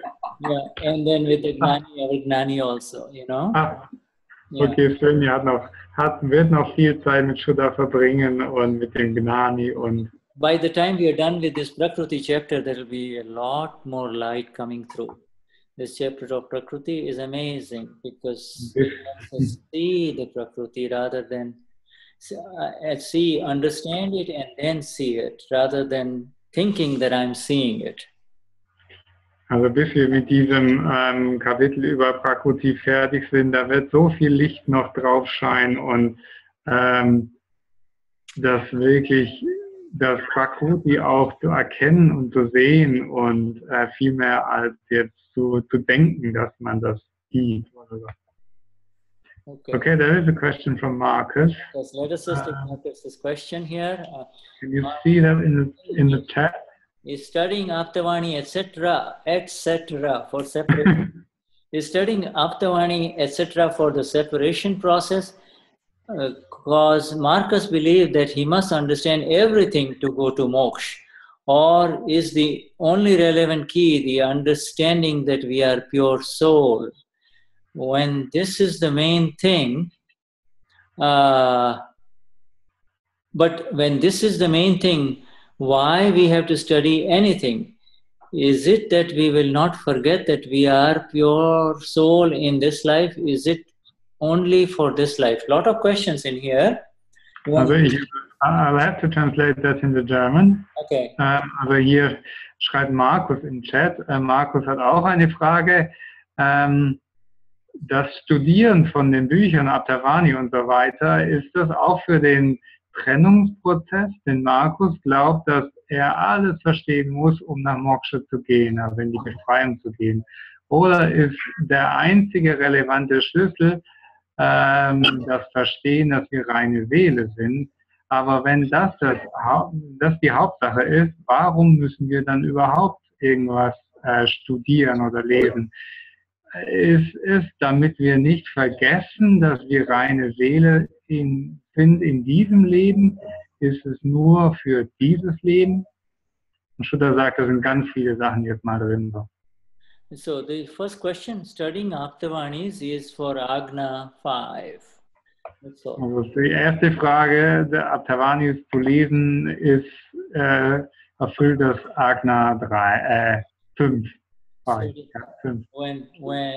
And this study is done so that every word of the Gnani keeps you as the self, as capital that you are, see? So that is the way, that is the whole intent, to come back to who you are. That is why you read the Aptavani, you don't study it. Also du liest das Aptavani, du studierst nicht das Aptavani dafür, dass du derjenige bleiben kannst, der du bist, als das Selbst zu verbleiben. Das ist der Grund. The speech of our Gnani has so much amazing energy in it that it does not require for Marcus to do any studying. Die Sprache des Gnanis ist so wunderbar, dass es überhaupt nicht nötig ist, dass Markus irgendwie studieren muss. Yeah, the studying is for students, and you have already passed the student stage and you have become the Reine Seele now, you see. So you don't need to study anything. You don't need to use the intellect, you see. Und das Studieren, das ist für Studenten, aber du bist schon lange jenseits dieses Zustands von Student sein. Du bist zur reinen Seele geworden und du musst jetzt nicht mehr den Intellekt dazu benutzen. When the live satsang of the Gnani Purush is not available to you, then the next best thing is the words of the Gnani Purush, and that the best form of that is the print form called Aptavanis, you see. Und wenn der Live oder wenn der gegenwärtige Satsang von des Gnani Purush nicht für dich möglich ist, dann ist die beste Alternative die Worte, die geschriebenen Worte. Und das ist in der Form von den gedruckten Büchern, nämlich den zum Beispiel Abtavanis. It's not for the separation process. You've already been separated. Once you've been separated, how much more separation do you want? Also das ist nicht für den Trennungsprozess. Du bist getrennt worden. Und wie viel mehr Trennung willst du denn? Du bist getrennt. The separation doesn't require more and more separation. Separation means separation. Die Trennung braucht nicht mehr Trennung. Trennung ist Trennung. Ich bin reine Seele. This is Marcus. This whole complex is Marcus. That's all. That's separation. Ich bin reine Seele und das ist Markus. Dieser ganze restliche Komplex ist Markus und das ist alles, um was es geht. So the separation has happened. Now the Aptavanis are to understand the beauty of what you are, not what Marcus is.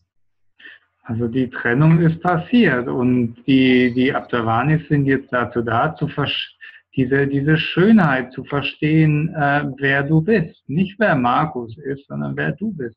And don't worry about what Marcus believes. All Marcus beliefs are gone. They have no relevance. What Marcus believes is not to be relied on. It is a question of what you, the awakened one, sees. You see? Und kümmere dich nicht so sehr, was Markus glaubt oder was er meint irgendwie. Das ist überhaupt nicht relevant. Das Einzige, was relevant ist, was du siehst. You should tell Marcus that, Marcus, I understand. This is the way Marcus's Prakruti is, that he believes that he must understand everything in order to go to moksha. Well, there's no going to moksha. If you say, Ich bin reine Seele, and you apply any one of these 5 agnas, you are in moksha. You are liberated. That's the basis, that's where you begin. It's not a question of going anywhere. Und du kannst, was du machen kannst, du kannst mit Markus reden. Du kannst sagen, ja, Markus, ich verstehe, wie du tickst irgendwie. Du willst alles verstehen und glaubst, dass du dann nach Moksha gehen kannst. Aber es geht gar nicht darum, nach Moksha zu gehen, sondern wenn du diese Trennung, du hast diese Trennung erlebt und damit bist du in moksha. And your sentence, that the only relevant key, the understanding that we are pure soul, it is no longer an understanding on your part that I am a pure soul. This is your established experience and your conviction. It is no longer, it doesn't require any further understanding. You see, Ich bin reine Seele is much more than that sentence of yours.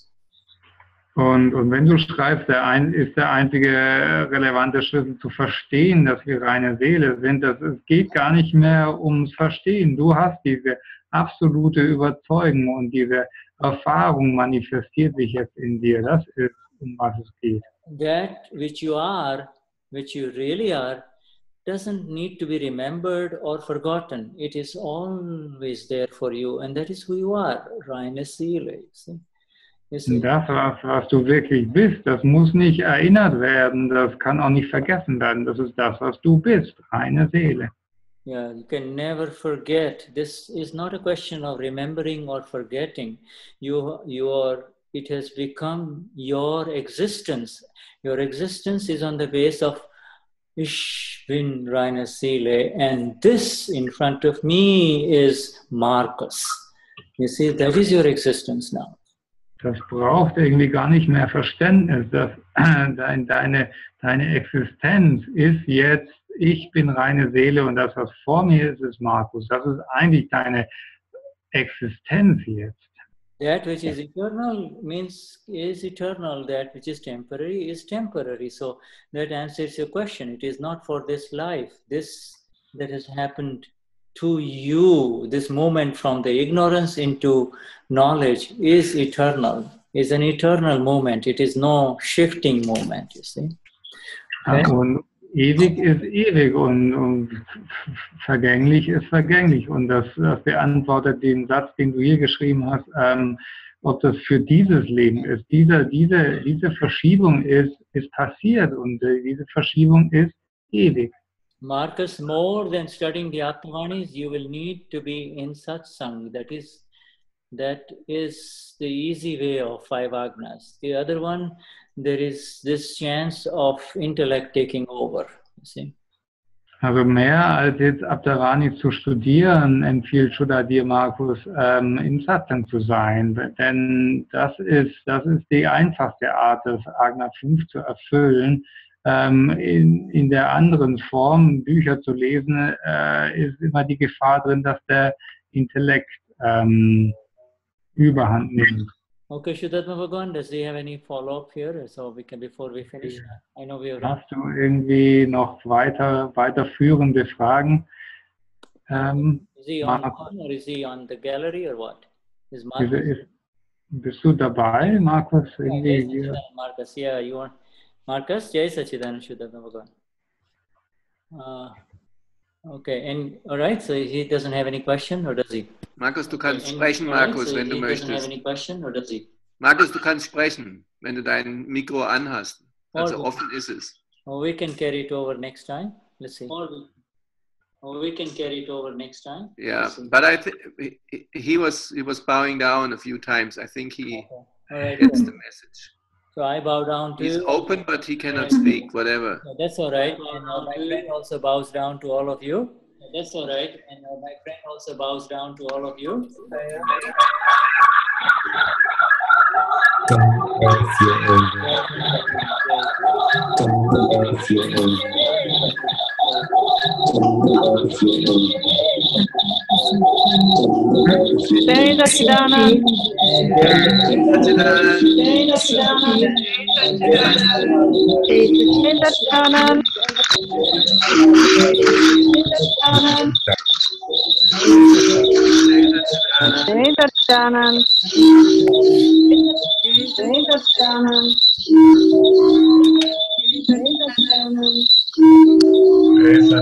Jai Sachidanand. Thank you.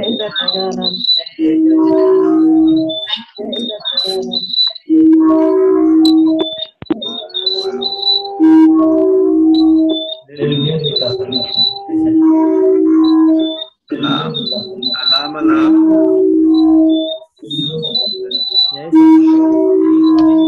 Bye bye. Jai Sachidananda. Bye bye.